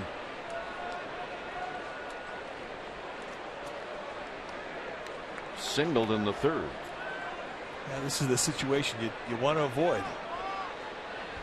League's leading RBI guy up there, even though he is cold and he's in a bit of a funk. You don't want to create this opportunity by way of a walk, so Vogelsong has his hands full. And this is going to put the tying run in scoring position.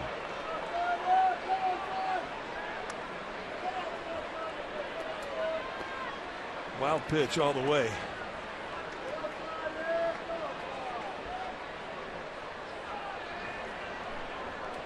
So first base is now open. You've got Martin Prado on deck. So after 2 outs, you're right, this inning has gotten weird.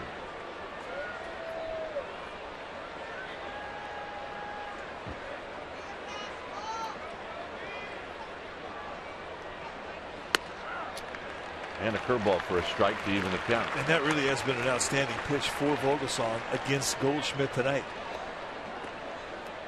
And to his credit, I mean, he's not just throwing him out there across the middle of the plate either. He's located that pitch on the outside corner.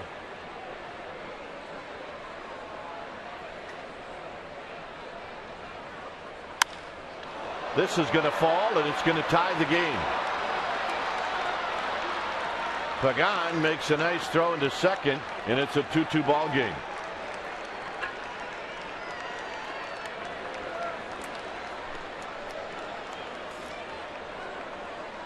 So after 2 outs and nobody on, a double, a walk, and a double, and then throw in a wild pitch.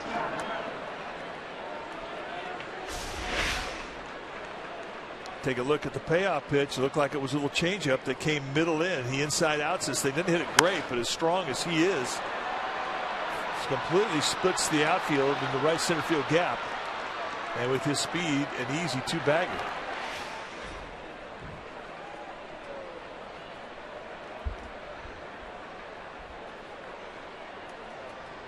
So Dunning is headed down to the bullpen.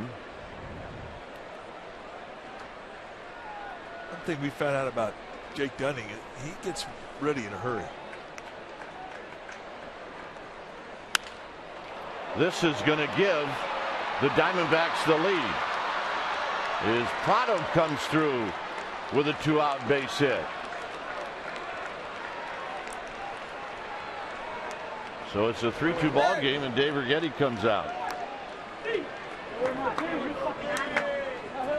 3 doubles here in the 5th inning.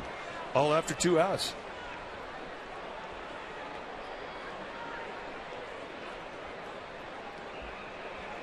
So for Dave Righetti, just giving him a little bit of a breather here. The guy who really has had the best swings against him in both of his at-bats has been Aaron Hill. He has a walk and a knock, but he really hasn't been fooled off of Vogelsong, and he's stepping in that batter's box right now. So I think one of the things that Righetti may tell him is, you got an open base, don't be afraid to use it. Not that you have to actually say that to Vogelsong.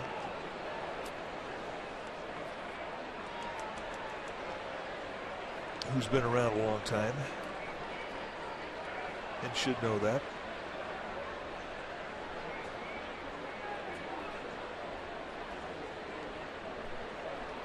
So here's Hill. Hill takes a strike. Parra struck out to open up the inning, and Cahill popped out. Double walk, double double.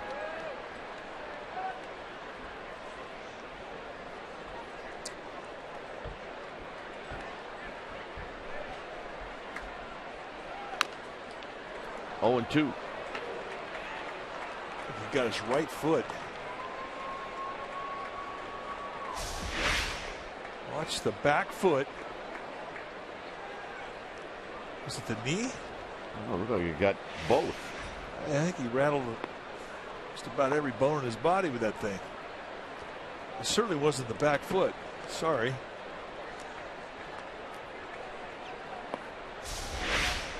All right, was it the back knee and then the left ankle? Yep. Double cathud. You don't know which one to rub. 0 and 2.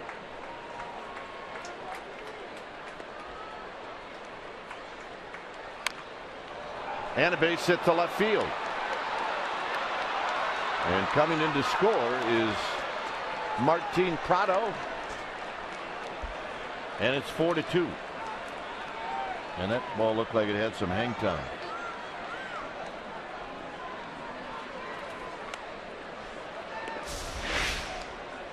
It didn't make a noise when he made contact. Just sort of lobs it right out over the head of Pablo Sandoval. But an easy score for Prado, who runs pretty well. Here's Montero. And this may be the last hitter for Vogelsong if he can't get Montero out.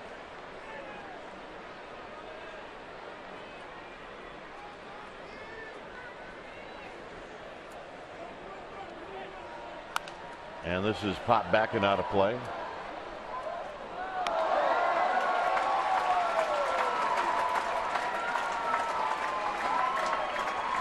All right, Knuckles around.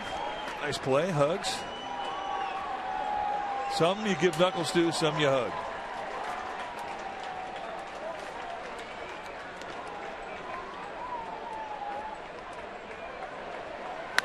And a base hit to right field. So Hill will stop at second. And Bruce Bochy's coming out. My, how that happened fast. It really did. All with 2 outs. 2 quick outs. So Dunning's going to come in. When it's time for a change, think Speedy Oil Change and Tune-Up. Your oil change tune-up and smog experts. Vogelsong departs, Dunning coming in.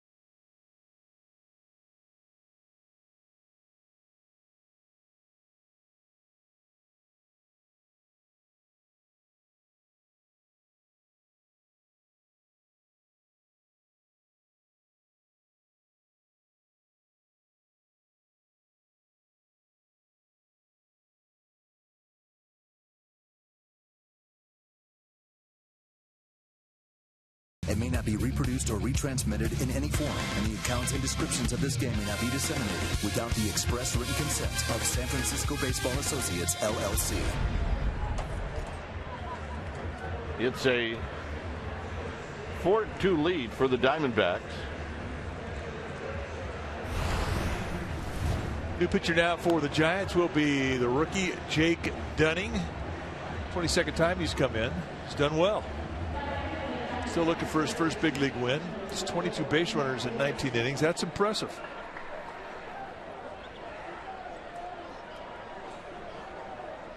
Dunning, you're going to see a low 90s fastball, outstanding command of both sides of the plate, hard slider and a changeup.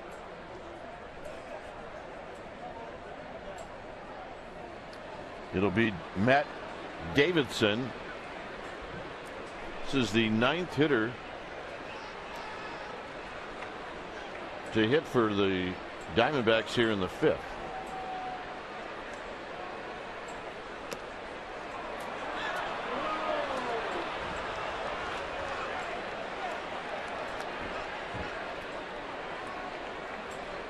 Both runners advance. This is the second time that this has happened in this inning. And now what you do is you put 2 runners in scoring position.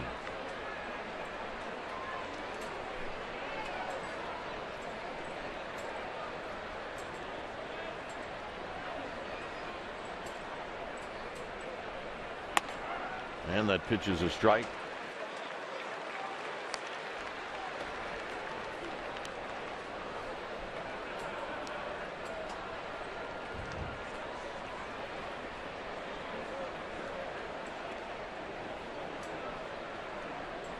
Davidson has bounced out twice. This should be out of play.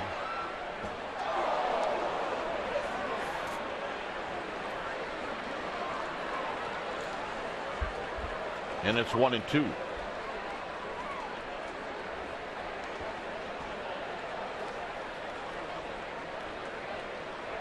They've charged Hector Sanchez with a pass ball.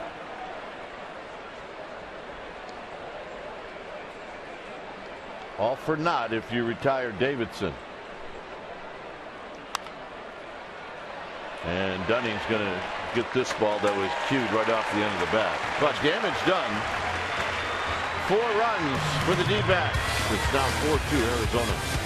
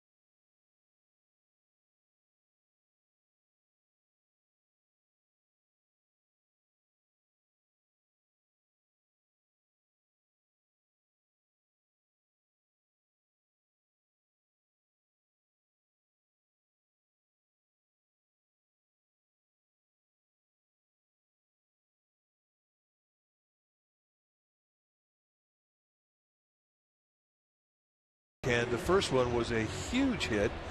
So put it down in your calendar. Your yoga special event package will include a ticket to the game against the Padres, access to post-game yoga session on the field, and a limited edition Giants yoga mat bag.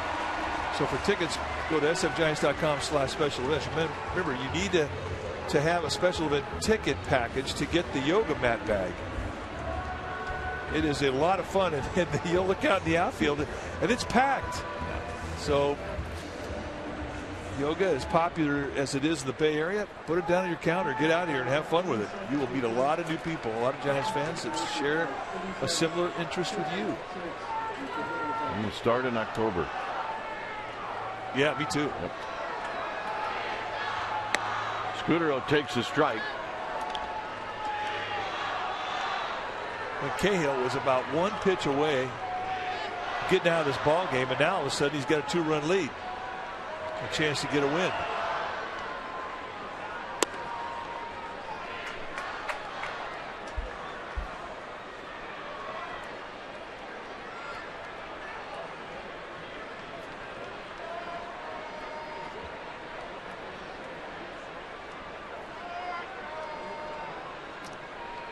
Scudero takes low.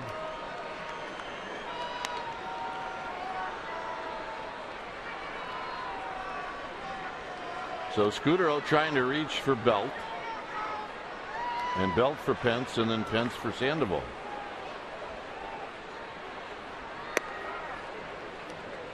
Two and two. Wrap that little backdoor sinker around that outside corner. Nice pitch. Not a whole lot you can do about that pitch. Just be thankful you're seeing it on the second strike, another third strike. That's pulled on the ground past Tim Flannery. Vince Gomez will do the honors. Vince? I think Vince's range has gotten a lot better since last year. Our old pal, quite a musician. And he could thump that bass. On the ground, Hill will make the play.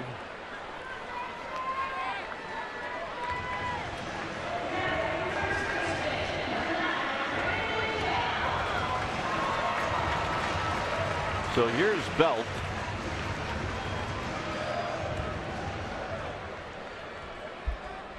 Belt is struck out and singled.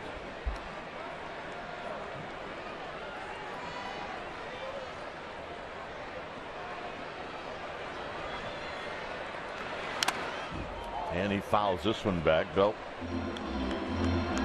singled with Crawford at second base in the third inning, and Gerardo Parra threw Crawford out at home plate. Made a beautiful throw. 0-1 to Belt, and Belt drives one to right. This is going to be off of the second archway, and Parra's going to do it again. Wow. I mean, Brandon Belt, apparently he missed the other throws that we've got a chance to see earlier tonight from Parra, who's just putting on a clinic tonight with his arm. Well, that ball was just killed. And with Parra's arm, the fact that it got so quickly out to the wall, I mean, you're down 2 runs. You cannot let this happen. You cannot get thrown out. Because if you put the pressure on an arm like Parra, he's going to burn you.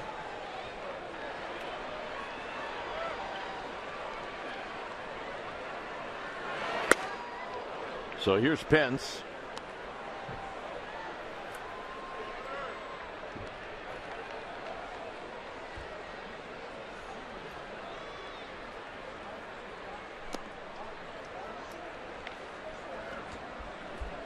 I mean, it really does take away the memory of a great at bat when you are overly aggressive behind in a ball game and you get thrown out.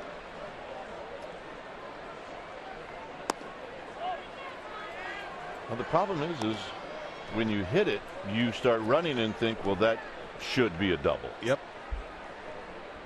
But at some point, you got to read the room.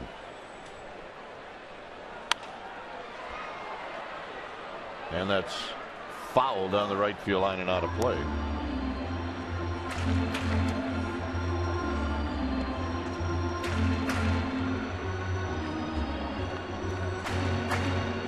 Pence drew a walk in the fourth and eventually scored. It's 2 balls and 2 strikes.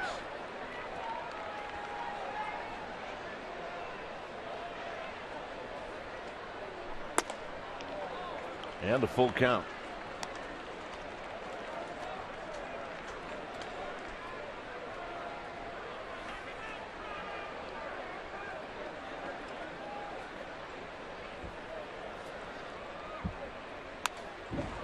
And Pence fouls that fastball straight back. It remains 3-2. Good pitch and hitch right there. I mean, you know, you're Trevor Cahill. You got 2-run lead. You don't want to start walking people, so it should be another one just like the last one, right in the middle of the zone, saying, "Here, hit it." And Pence stays alive as he dribbles it to Sandoval.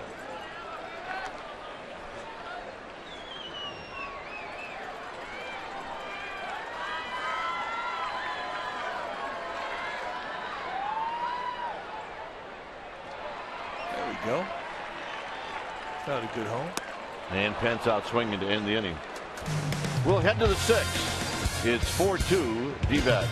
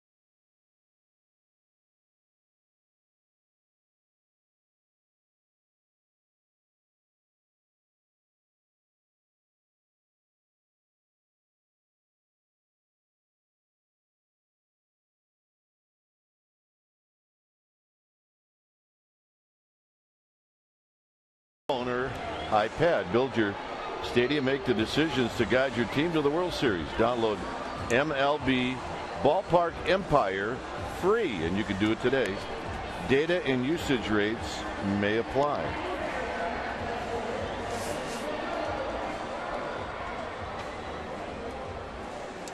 (4-2) D-backs. Top of the 6th inning. Parra's going to lead things off. 13 outfield assists for this gentleman. Second in the majors behind Alex Gordon, who has 14, although it seems like he's had 13 tonight. Well, all 13 are against the Giants. It does seem that way. Parra struck out to open up the 5th. Here he takes high.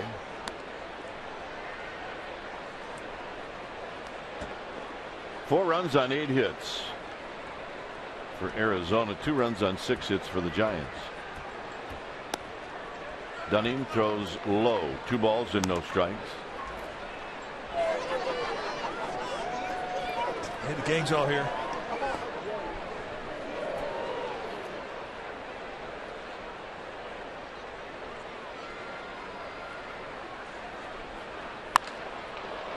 Hit out into left center field for Pagan as Pagan glides over and makes the catch. Talk about the clinic that Parra has shown tonight with his arm. This was the first one where he shot down Brandon Crawford to plate, an absolute strike. And then he really does get Sandoval here, who never touched the plate, and this is the one that he gets belled at second base.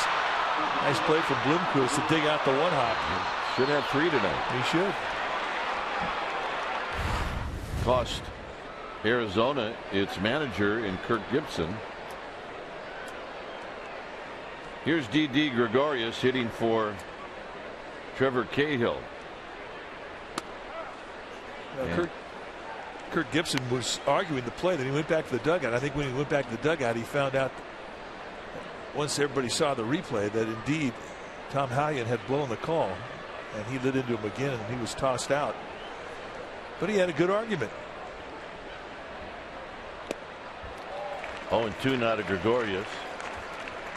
Now, if the same play happens next year, you're going to get replay on it, and that's not going to happen. If you choose to have it looked at.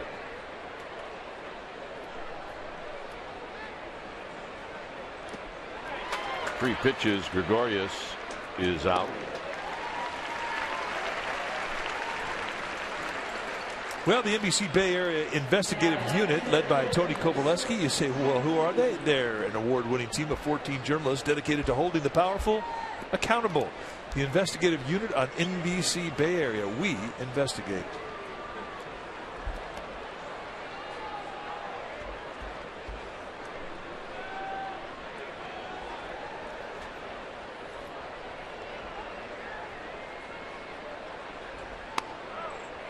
At the knees to Eaton.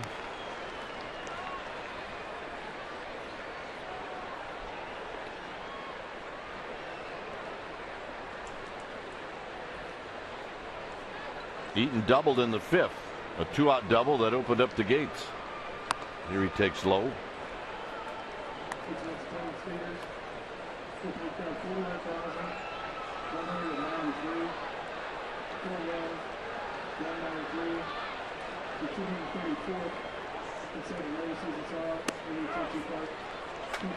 And a strike. It's 1-2.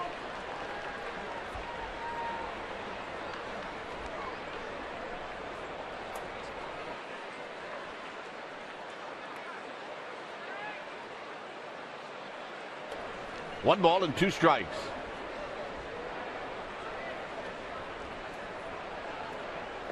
And this is tapped to Crawford. Flattens out a bit on Crawford, but he makes the play to end the inning. So a nice inning for Jennings. It'll be Pablo Sandoval to lead things off.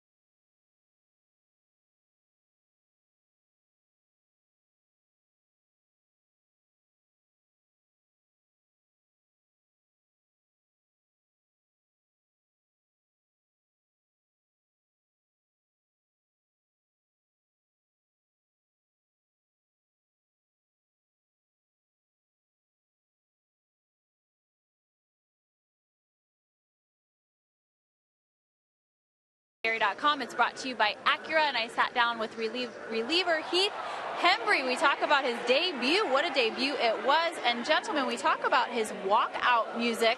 He chose a classic. It's from a movie that was made and came out before he was born. Heath Hembree, bull shooting. CSNBayArea.com, guys. Alrighty. Here it's a 4-2 lead for Arizona. When it's time for a change, think Speedy Oil Change and Tune-Up. Your oil change tune-up and smog experts. Tony Sipp, the new pitcher now for Arizona. Game number 50 on the year. 3-1 with a 3.74 ERA. With Tony Sipp, you're going to see a low 90s fastball, hard slider, and a changeup. More sliders than changeup, but strikeout stuff. 37 punch-outs at 33 2/3.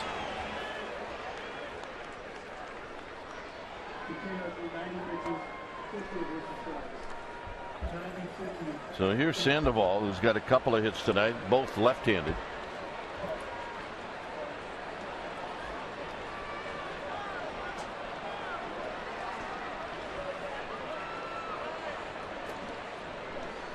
And a swing and a miss on a breaking ball, and it's 0-1.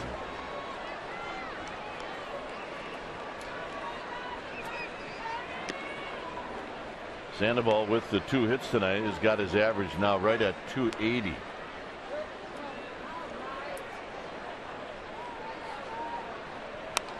And he pops this one back and out of play. Hit a triple that was way out in Triple's alley. He hit it and kind of went into a trot thinking he got it. And then he had to put on the afterburners. An easy score from Pence. But with the arm of Parra, Sandoval almost got tossed out at third. Another remarkable throw tonight from Gerardo Parra. And Sandoval chases a high fastball, and he's retired, 1 out.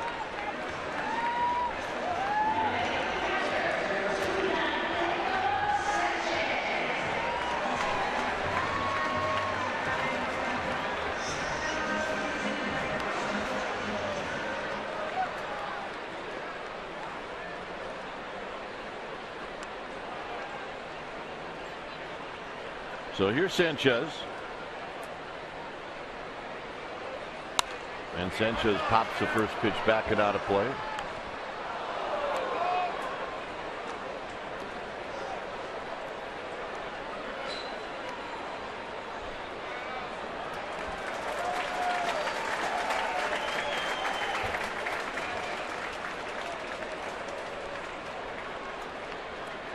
Blanco on deck. Foul back, 0-2. So Sipp doing nothing but throwing strikes here in the 6th inning. That's part of the New Zealand America's Cup team, Emirates. And they are good. America's Cup starts Saturday. And it should be a very entertaining contest between Emirates and Oracle, Team Oracle of USA. I'm looking forward to it. 1-2 to Sanchez.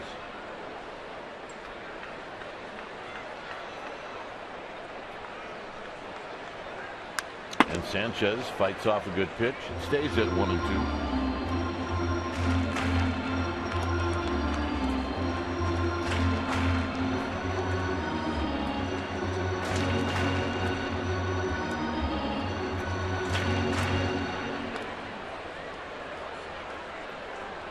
Two in the 4th for the Giants. 4 in the 5th for the D-backs.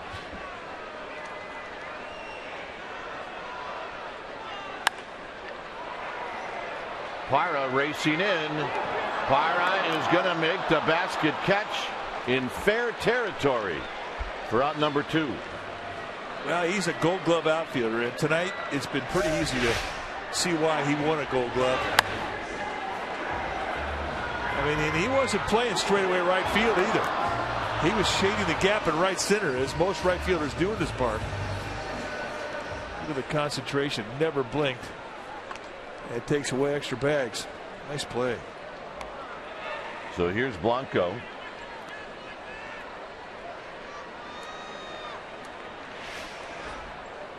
Blanco is lined out and he's walked.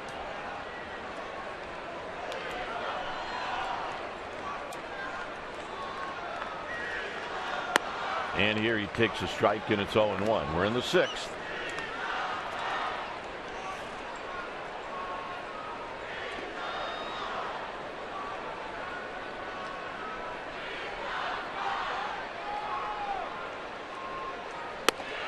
And another strike, and it's 0-2. Like I said, he's doing nothing more than just pounding the strike zone. He's got good stuff. For him, it's always been a matter of getting into the strike zone. And Blanco's going to roll one into right field. You're right, the infield is quick. It's the quickest you've seen it all year. Nice two-strike at bat from Blanco. He beat a good pitch, too.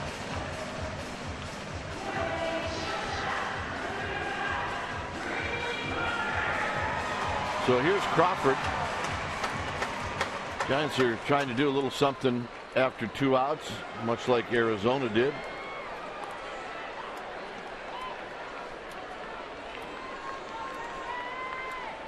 Crawford's been on base twice.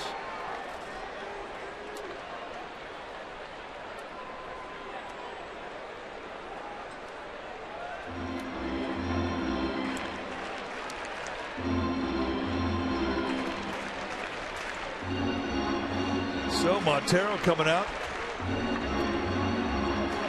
for one reason, to give the bullpen a little chance to go get going.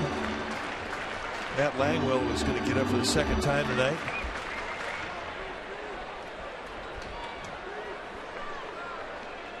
So activity in both bullpens right now.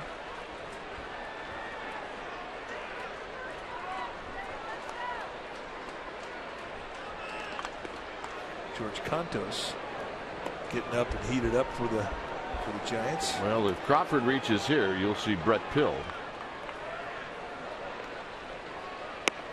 And it's 0-1.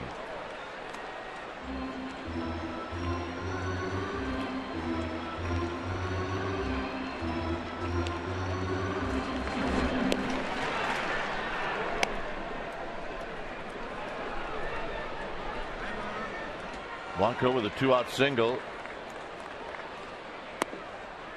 Crawford takes the next one, and it's a ball, 1 ball and 1 strike.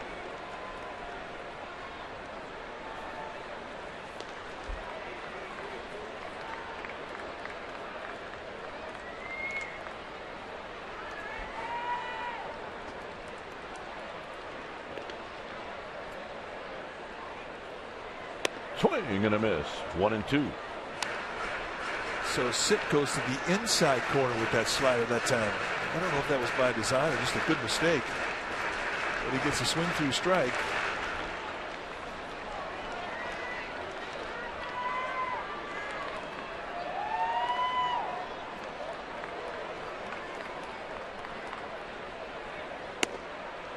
And he goes away to make it 2 balls and 2 strikes.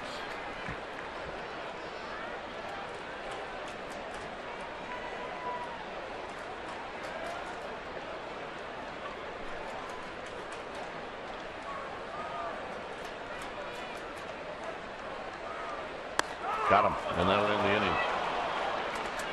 7th inning coming up, 4-2 D-backs.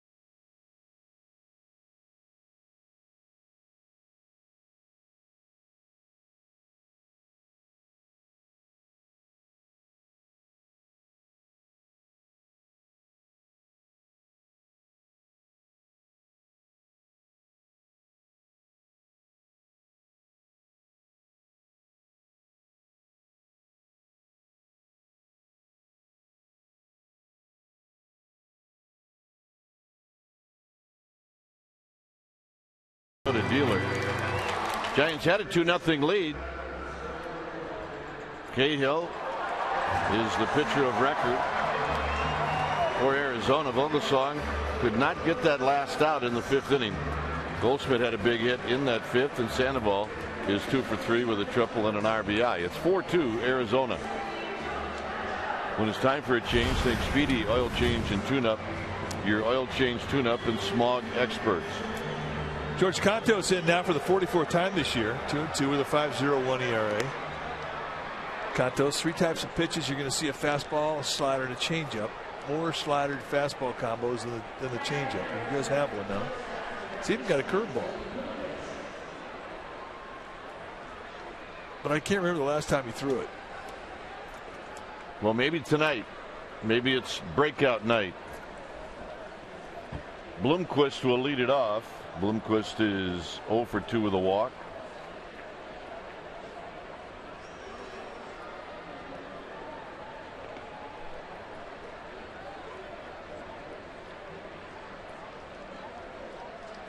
And he takes a strike. Goldschmidt and then Prado, so 3 right-handed hitters.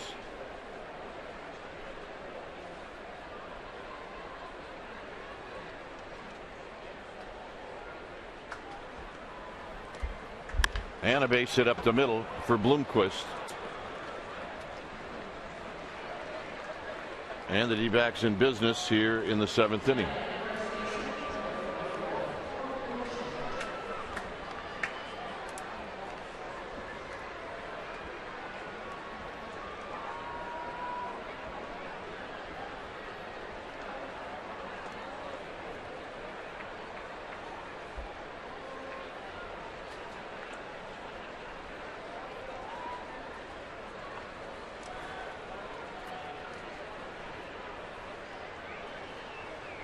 Bloomquist with his lead. And a bouncing ball towards the hole. Crawford's got it. Scooter up for 1. Belt for 2. Well, a nice job of getting set up quickly from Brandon Crawford to get that ball quickly over to Scutero. And that is where the play was made. I thought because he had to go so far to his right, I didn't know if they have a chance to get it. But in the end, he makes it look rather routine. Remember, Goldschmidt runs well, and it wasn't even close.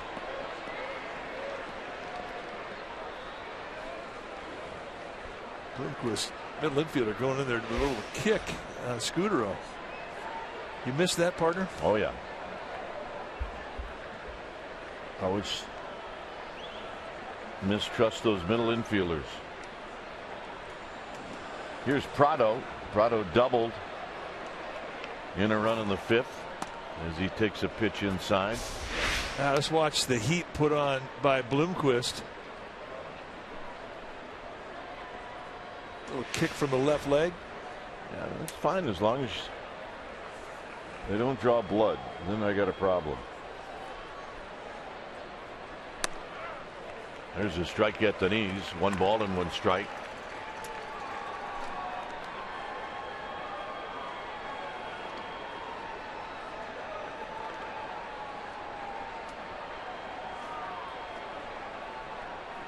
Two outs and the 1-1 pitch. Off the end of the bat, foul. 1-2.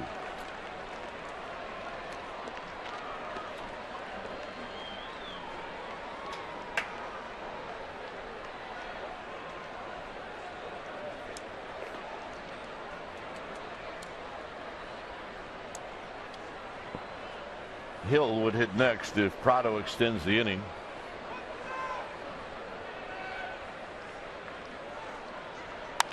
And this is hit to Scutero. And that'll end the inning. 7-pitch inning for Cantos. We will have a pinch hitter to lead things off.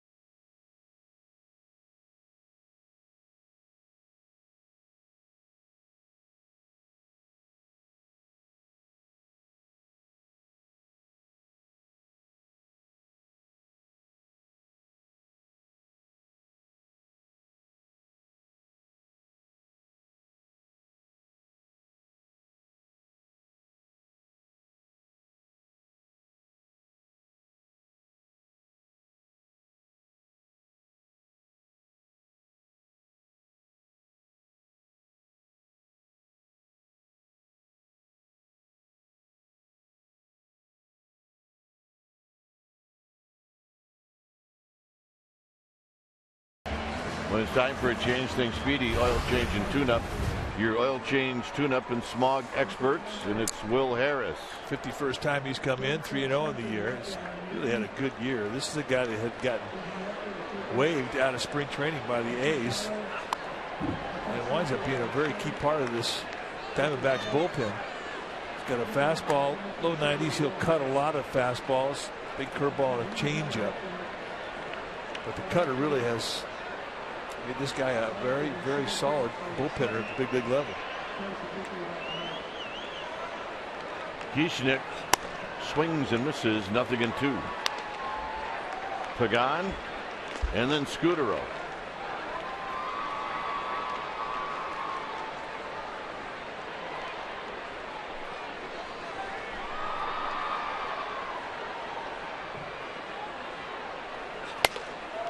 Kieschnick out on 3 pitches, 1 out here in the 7th.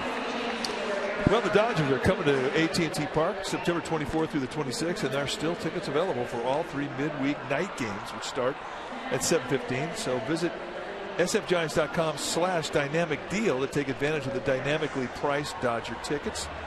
Some going for somewhere around $8. Go to sfgiants.com and check it out.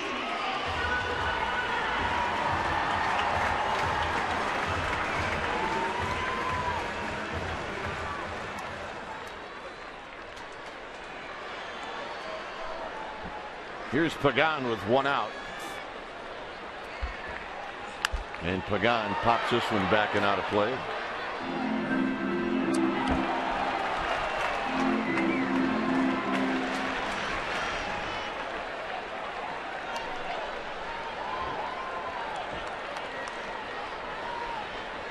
Making friends. Well, you can do that when you catch a foul ball. 0-1 to Pagan. Pagan wraps this one down the third base line. Pagan will stop at first. So here's Scutaro.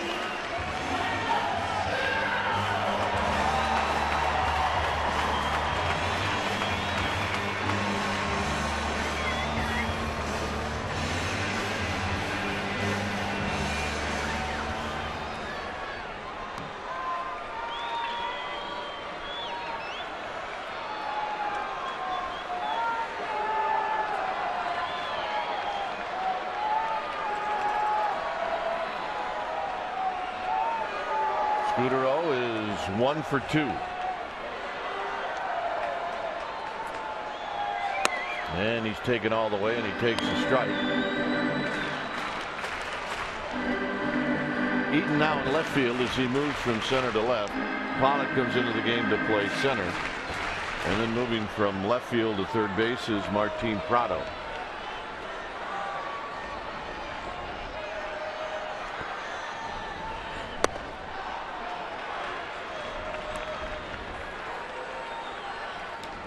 One ball and 1 strike to Scutaro.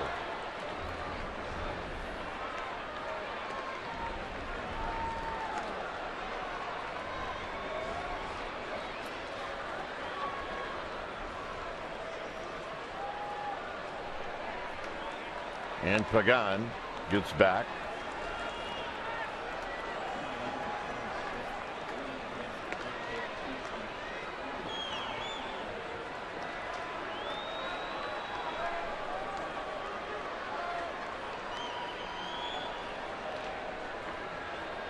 Scutaro waiting. Harris at the belt, and a breaking ball, and is flipped into center field, and that's going to fall.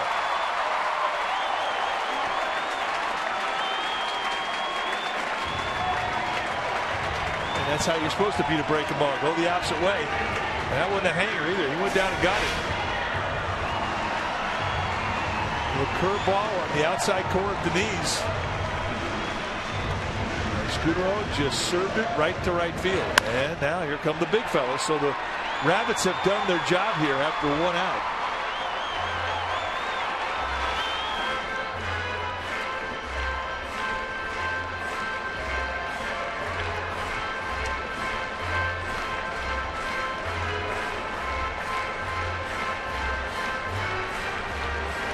Hallion taking his time as he goes out to the mound.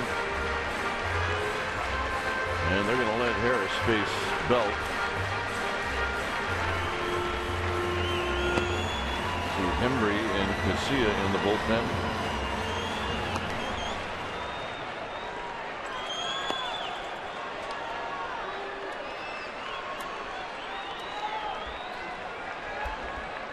Belt smoked one off the wall in right field in his last at bat.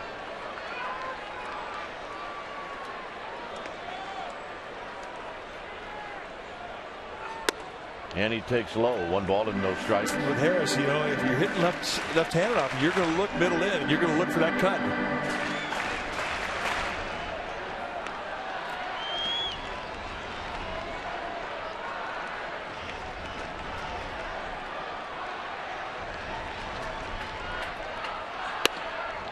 And he gets the call. 1 ball and 1 strike. So Pagan at second, Scudero at first. Both teams now with 9 hits.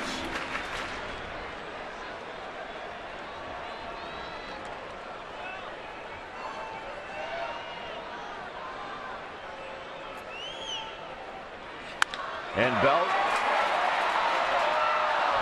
And this is going to be a double play. Scudero read it as a base hit, and this will end the inning. So the Giants an opportunity wasted here in the 7th. We'll head to the 8th. 4-2 D-backs.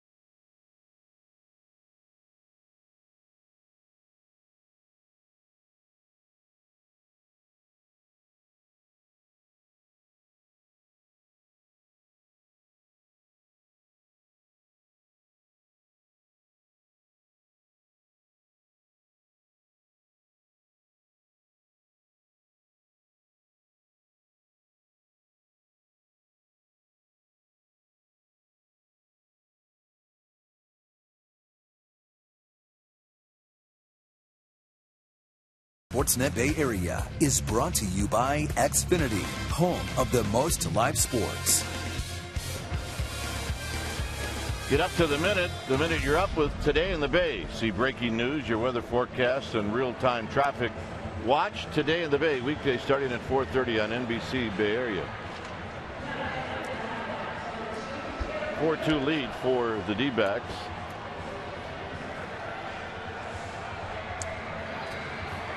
New pitcher now for the Giants. It's going to be Heath Hembry. So the hometown crowd are finally going to get a chance to see this young arm. Had a very clean debut down in San Diego, an 11-pitch inning where he struck out 2. Really threw the ball well, located beautifully. Had a nice hard slider. He topped out velocity-wise in the fastball at 92. The 3-pitch guy, fastball, slider, and changeup, and normally his velocity is around 95 and above.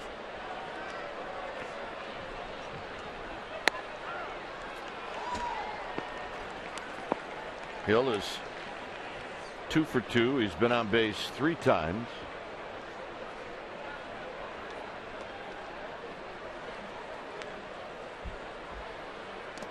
And that slider is outside. 1 ball and 1 strike. It's a 4-2 ball game. It's been that way since the 5th.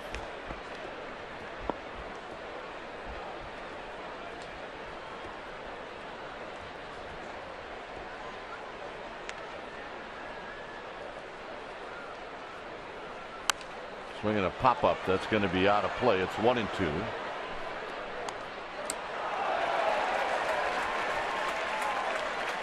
Got a man making a play. High fives and applause. Lots of it.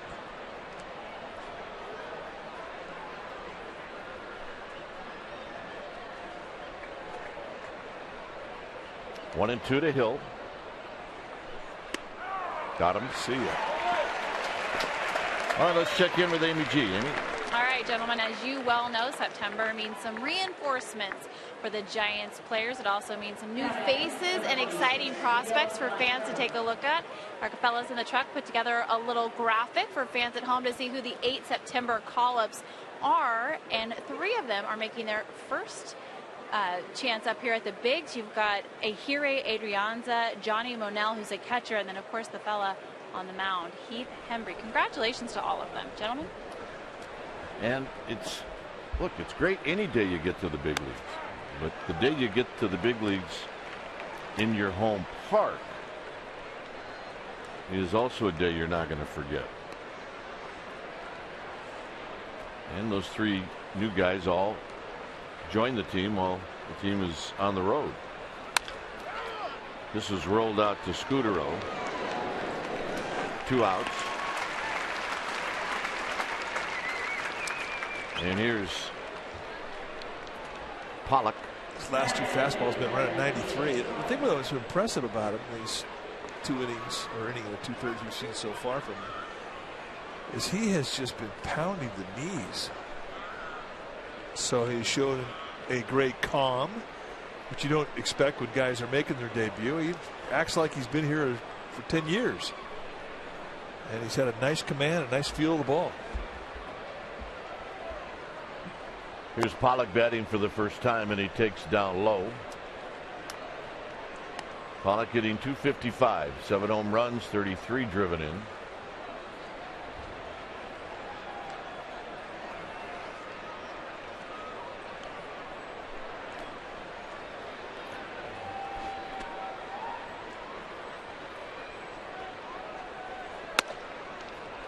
And Emery runs that pitch inside, 2-0. That was 94, so that's the best fastball we've seen from Hembree.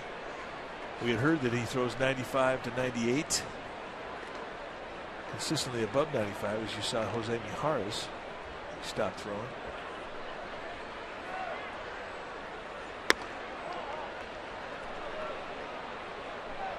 Just a wee bit outside.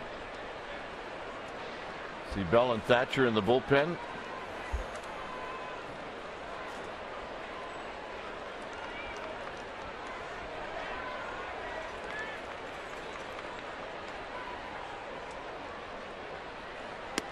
And that pitch is outside, so that's ball 4.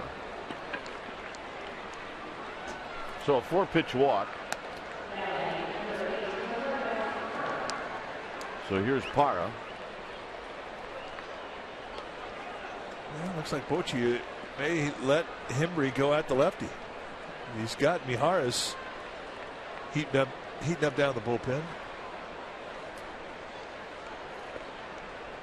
Mijares has been in a little bit of a slump of late.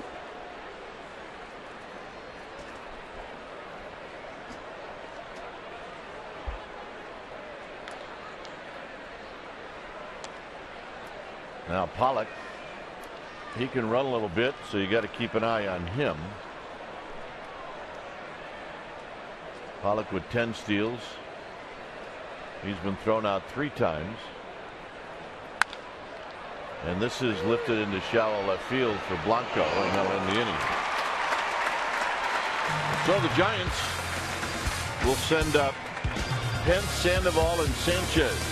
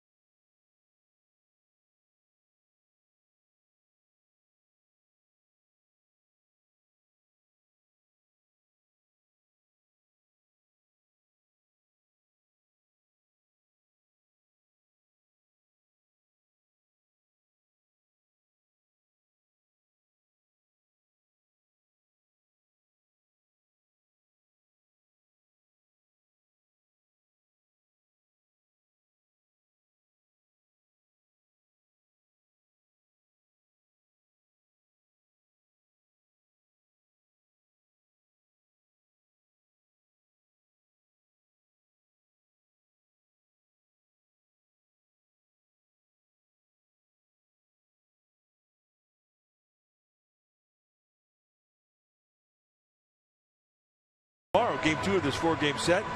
7 o'clock game, Giants pregame live at 6:30. You'll see it right here at Comcast Sportsnet Bay Area. Yusmeiro Petit, who is red hot, won his last 2 starts, going to take on the ace of this D-backs team, Patrick Corbin. So, love to have you right here, Comcast Sportsnet Bay Area. Hunter Pence takes down low.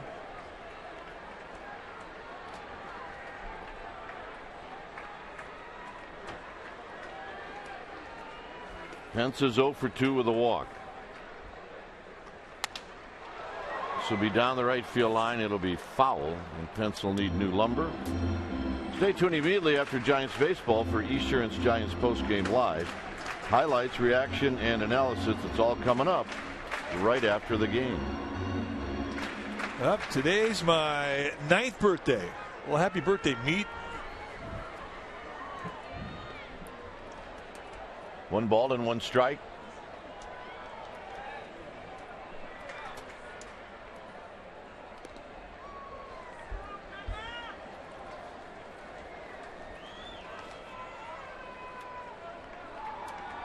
Giants down by 2.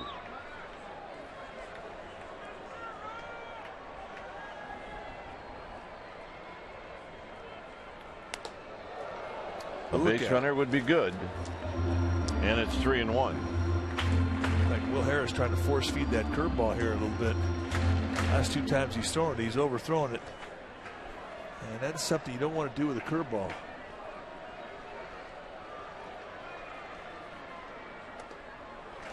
And a leadoff walk. And now we'll see if the Giants can make that hurt. Now a 2-run lead and a leadoff walk somewhere in the visiting clubhouse. Kirk Gibson is pacing. Not happy with that. So Alan Trammell going to come out and make a pitching change. So we got a lefty coming in. It's a 4-2 lead for Arizona, and we'll be back.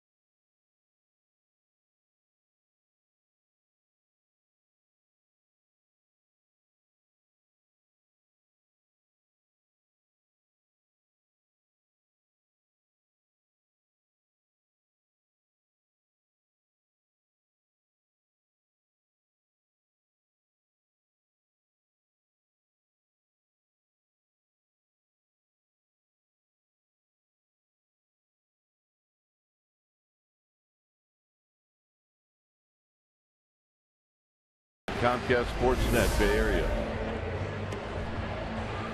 It's a 4-2 lead for the D-backs. New pitcher now for the Diamondbacks would be Joe Thatcher in the side armor. And he is a workhorse specialist. 65 games, he's amassed 36 innings, which tells you how he has been used. However, lefty's still hitting .259 against him.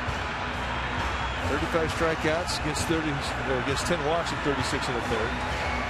2-pitch guy, you're going to see a fastball and a slider. Go get him.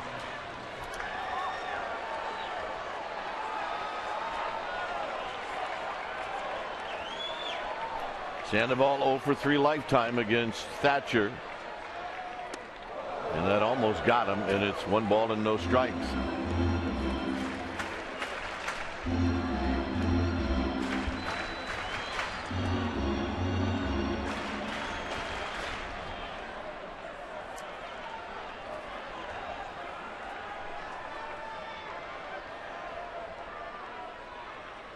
And this looks like a backdoor breaking ball for a strike. 1 ball and 1 strike.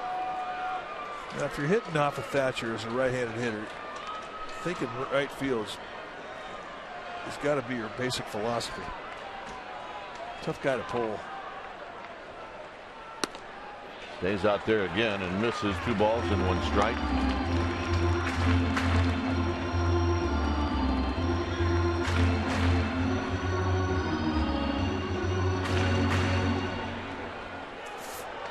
Diamondbacks saw 2 at bats from Pablo Sandoval left-handed. They said, that's it. We're making him hit right-handed. 2-2.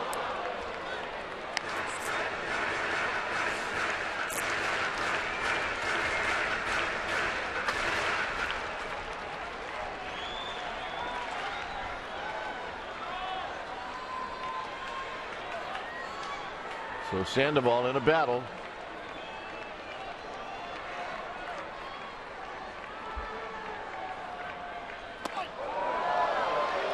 And Thatcher now has gone the distance.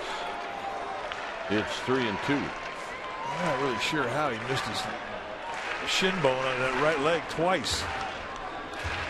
David Hernandez, Sacramento native.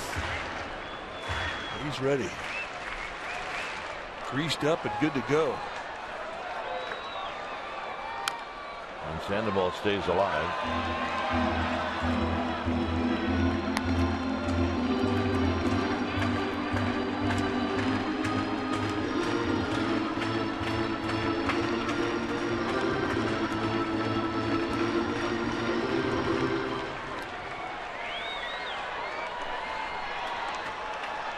And another 3-2 pitch. Here it is to Sandoval. And it's rolled to third. Could be a pair. That's 1. And that's 2. So Thatcher got right in on the fist of Pablo Sandoval. And that wipes out the leadoff walk here in the 8th.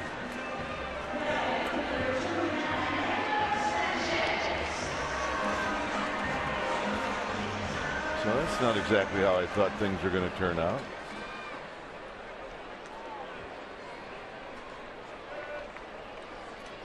Yeah, I'm a little disappointed. Here's Sanchez.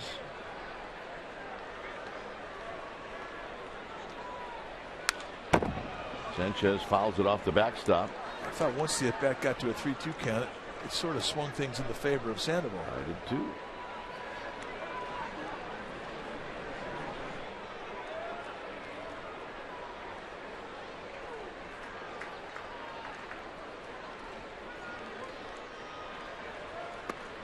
To the back foot. 1 ball and 1 strike.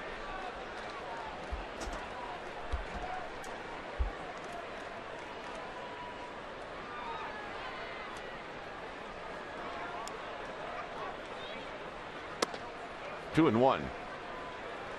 Blanco is on deck.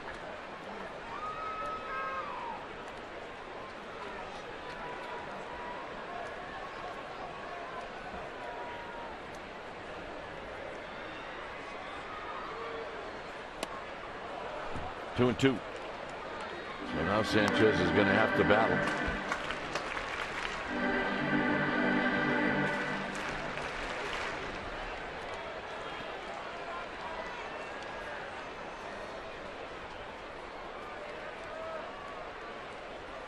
Sanchez stays alive as that's lifted into the seats.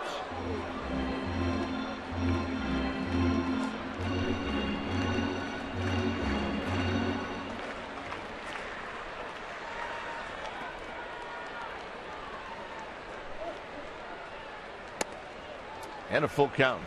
So the Giants again will take a base runner any way they can. Fastball just sweeps across that plate with a little cut.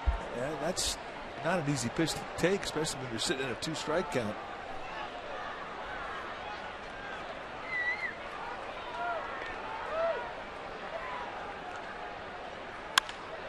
Hit out into right center field. Pollock got a good jump, and he'll run it down. We will head to the 9th. It's the Diamondbacks 4 and the Giants 2.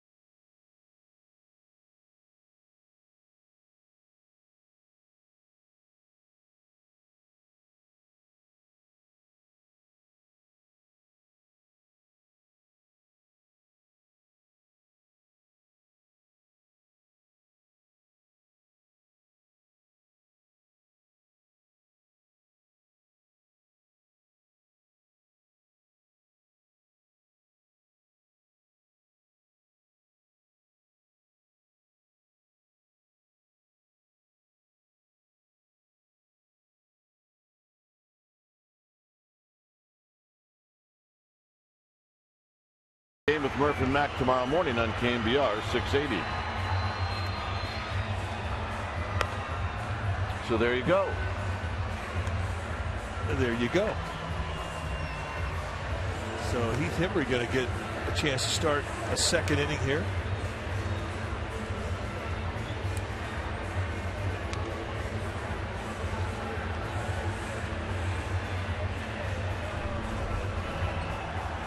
Go back to San Diego when Hembree made his debut. We talked about a 1-2-3 inning with a couple of strikeouts. Really was impressive.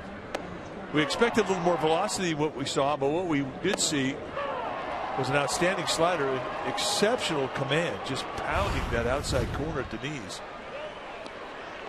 Tonight he has hit 94. And he's facing the pitcher, Nieves.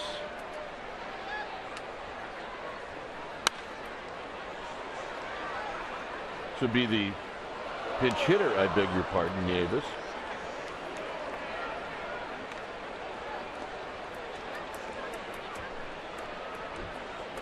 Nieves has done a good job this season. He's got some sock. He's not afraid to take a healthy cut. He bounces this one to Crawford, and Crawford will make the play. And here comes Bruce Bochy, and now we'll see Maharis. So another outstanding outing from the rookie right-hander, Heath Hembree.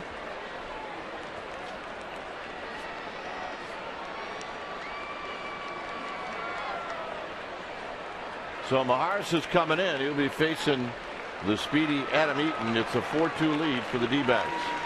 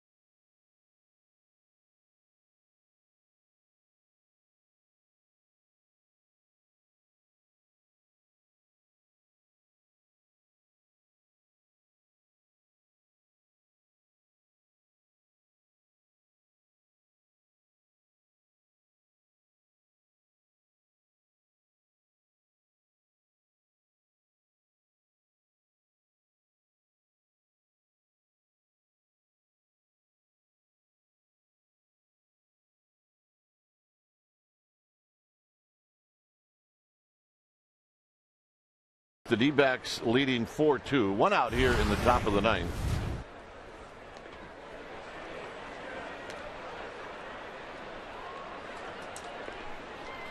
Eaton is 1 for 4. And he's going to look at a strike, and it's 0-1.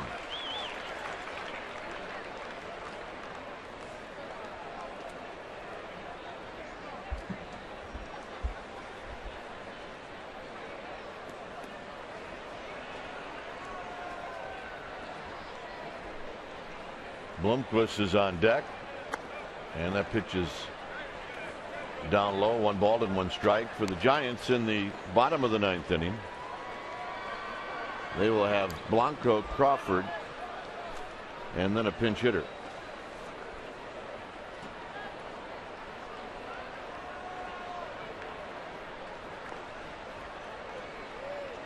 Maharis has been an absolute workhorse this year. And of late, he has been getting rocked a bit, which we're just not used to seeing him go through a rough spell like he's gone through. But he's a bull. He wants the ball.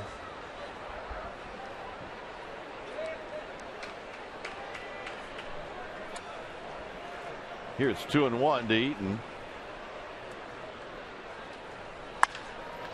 And he's going to flip this one into left center field. And Eaton's going to have more than just a single. And he's going to put on the brakes. Well, he puts pressure on you with his speed, doesn't he? If they don't make a second effort to get that ball up, he takes third. So Maharis is going to depart.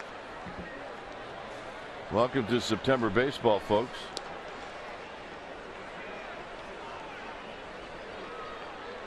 As Rosario's going to come in. So Maharis faced one hitter. It's 4-2 D-backs, and we'll be back.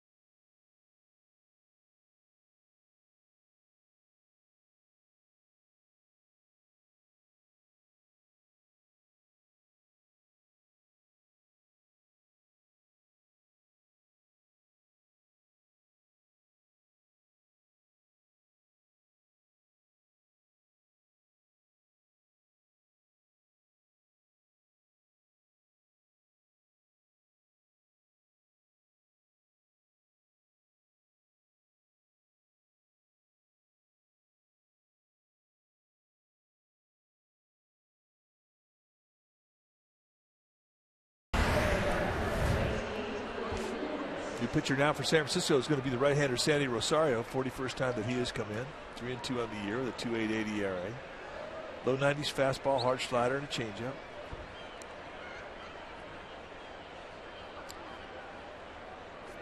It's amazing what left-handers do or don't do against him. They hit 196 against him. Says he's got a slider that's effective to both righties and lefties. And that's a good thing to have. Bloomquist pops this one out of play. It's 0-1. Bloomquist not waiting around, jumping on the first fastball at 91 on a challenge.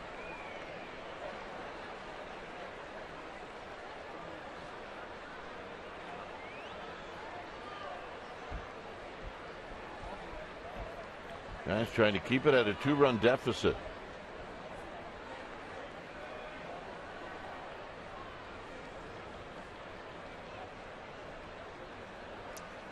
Way outside to even the count. And that's that breaking ball. It's a good one.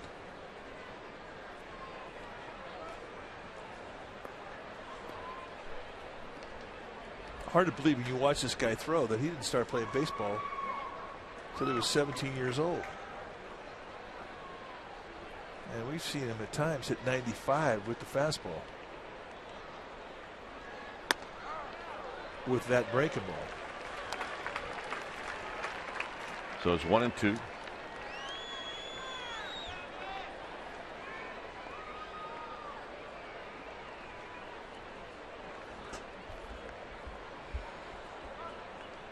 Scudero trying to sneak in behind Eaton.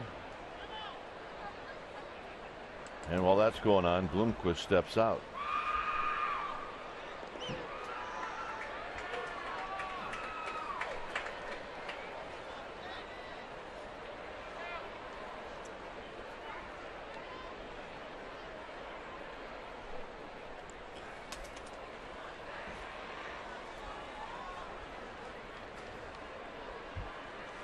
One and two. Rosario, like a lot of guys in that Giants bullpen now, very, very slow.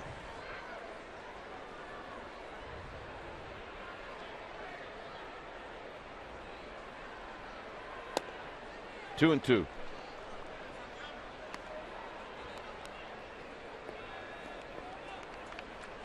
Embry started. Then Maharis. Now Rosario.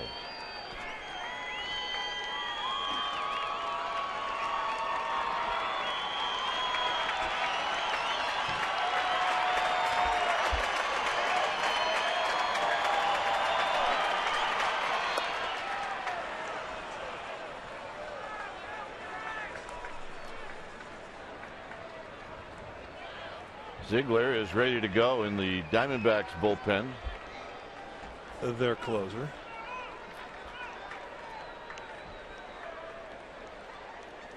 With Goldschmidt on deck, this should be a pitch in the strike zone. That's when it's good to be Bloomquist hitting in front of Goldschmidt. And that's exactly what Rosario gave him, a 3-2 challenge. Ideally, you'd like to get the out and save that base for Goldschmidt.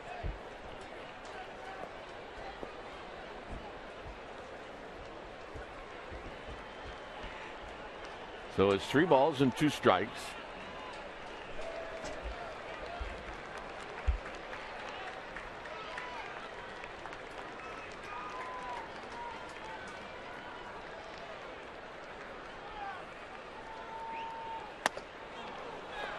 And the walk. So Rosario, you're going to do it the hard way. Similar situation back in the 5th inning. It really set up the 4-run 4th or 4-run 5th for Arizona. There was 2 outs, a runner at second, and Ryan Vogelsong walked Bloomquist to set it up for Goldschmidt, who knocked in a pair and tied the ball game up. So that was really one of the big hits of the game. And here, Goldschmidt has a chance to put this game away.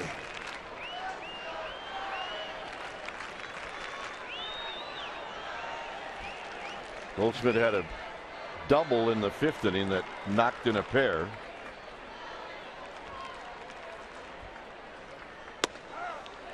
Here he takes a strike.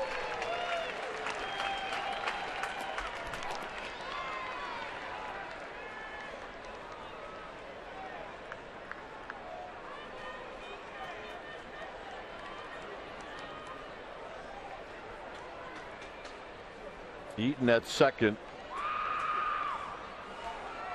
And a breaking ball in the dirt. 1 ball and 1 strike.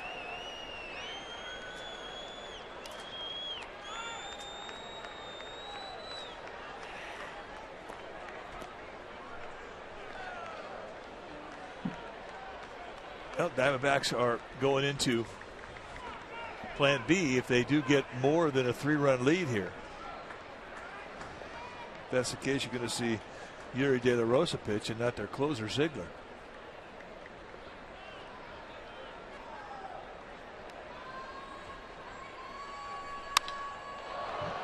Get out to left. Blanco back. And he puts it away at the wall. Woo.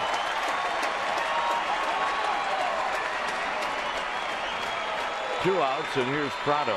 Give you an idea how strong this guy is. I mean, he didn't have a lot of lower body in that swing. I guarantee when he left the bat, he thought he had a chance, and he almost knocked it out of here. A little bit of reach in the swing. Hit it in the wrong park in the wrong city. Yeah. Arizona, he's rounding the bags. That's a 3-run dinger.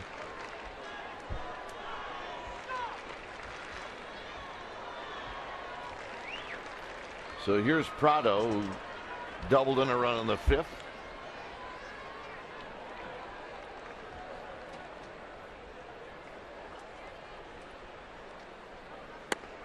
No balls and 1 strike.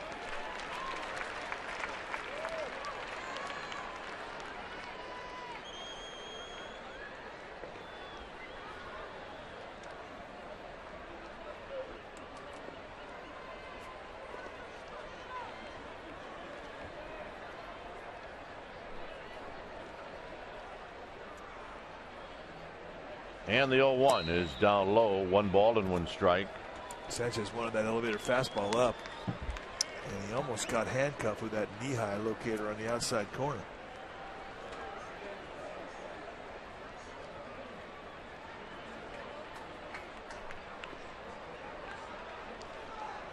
Eaton at second. Blomquist at first.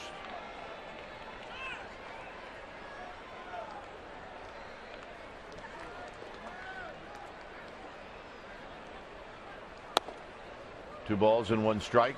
A lot of breaking balls tonight from Rosario.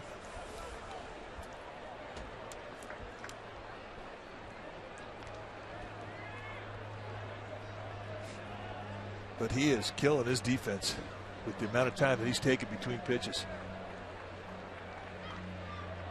Guys will start getting long spikes. They'll start growing into the ground.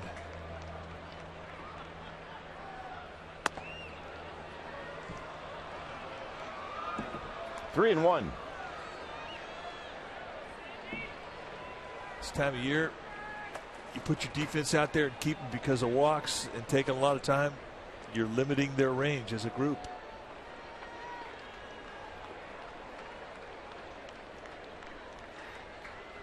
Well, Prado's going to think he's going to get something to hit right here. And he breaks his bat, and Crawford's going to go the short way, and they just get Blomquist to end the inning. Blanco will lead things off. 4-2 D-backs.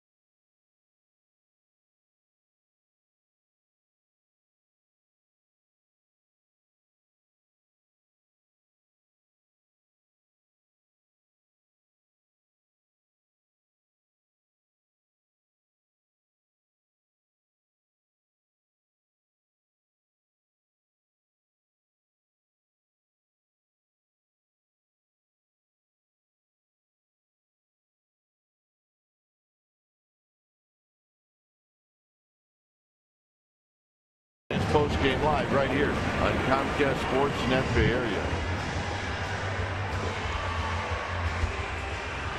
4-2 Arizona, bottom of the ninth.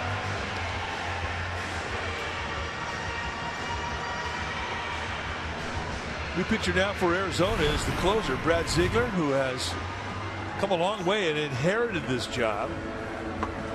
He is 7 for 9 in save ups and save opportunities. He's a submarine guy. Sinker slider. Not going to really impress you with speed, but he will impress you with movement. Lots of sink. 8-1 on the year with a 2.40 ERA to go along with those 7 saves.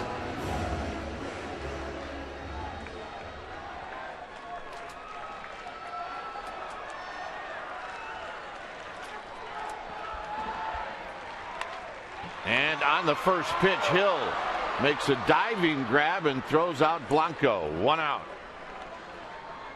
Nice play. And Blanco not waiting around. He's jumping on the first strike. Watch the move to the left of Hill. Just a couple of steps. Spears it with the one hand.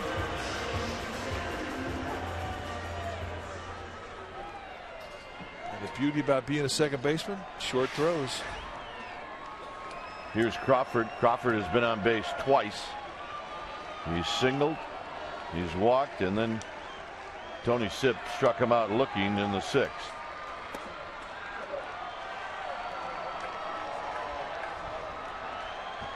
No balls and 1 strike as Sergio Romo heads down to the bullpen.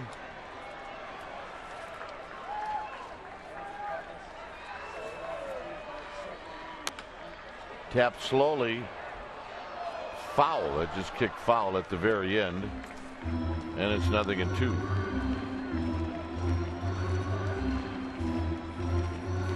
Giants looking for a base runner. Get that tie and run up there. That's when you have to die hard.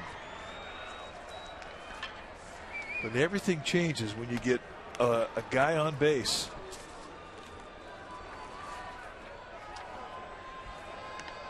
Johnny Monell is in the on-deck circle.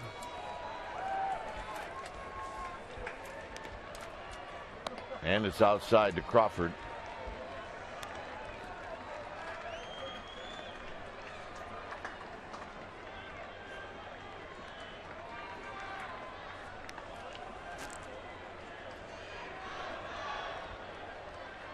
Outside 2-2. So Crawford working hard to try to get the tying run to the plate.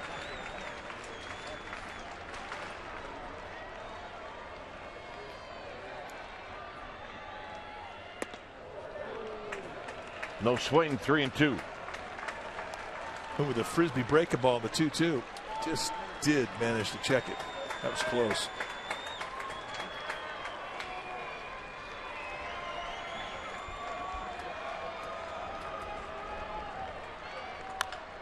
Hit on the ground to Goldschmidt.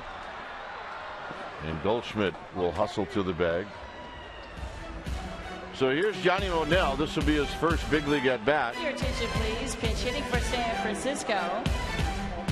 Number 12, Johnny Monell. Yeah, this is what he did down in Fresno this year. Had a fantastic season. 275, 20 big flies, 64 RBIs. Had a nice spring training. Really opened up some eyes. And then followed up with a nice season. And here he is, taking his first major league at bat.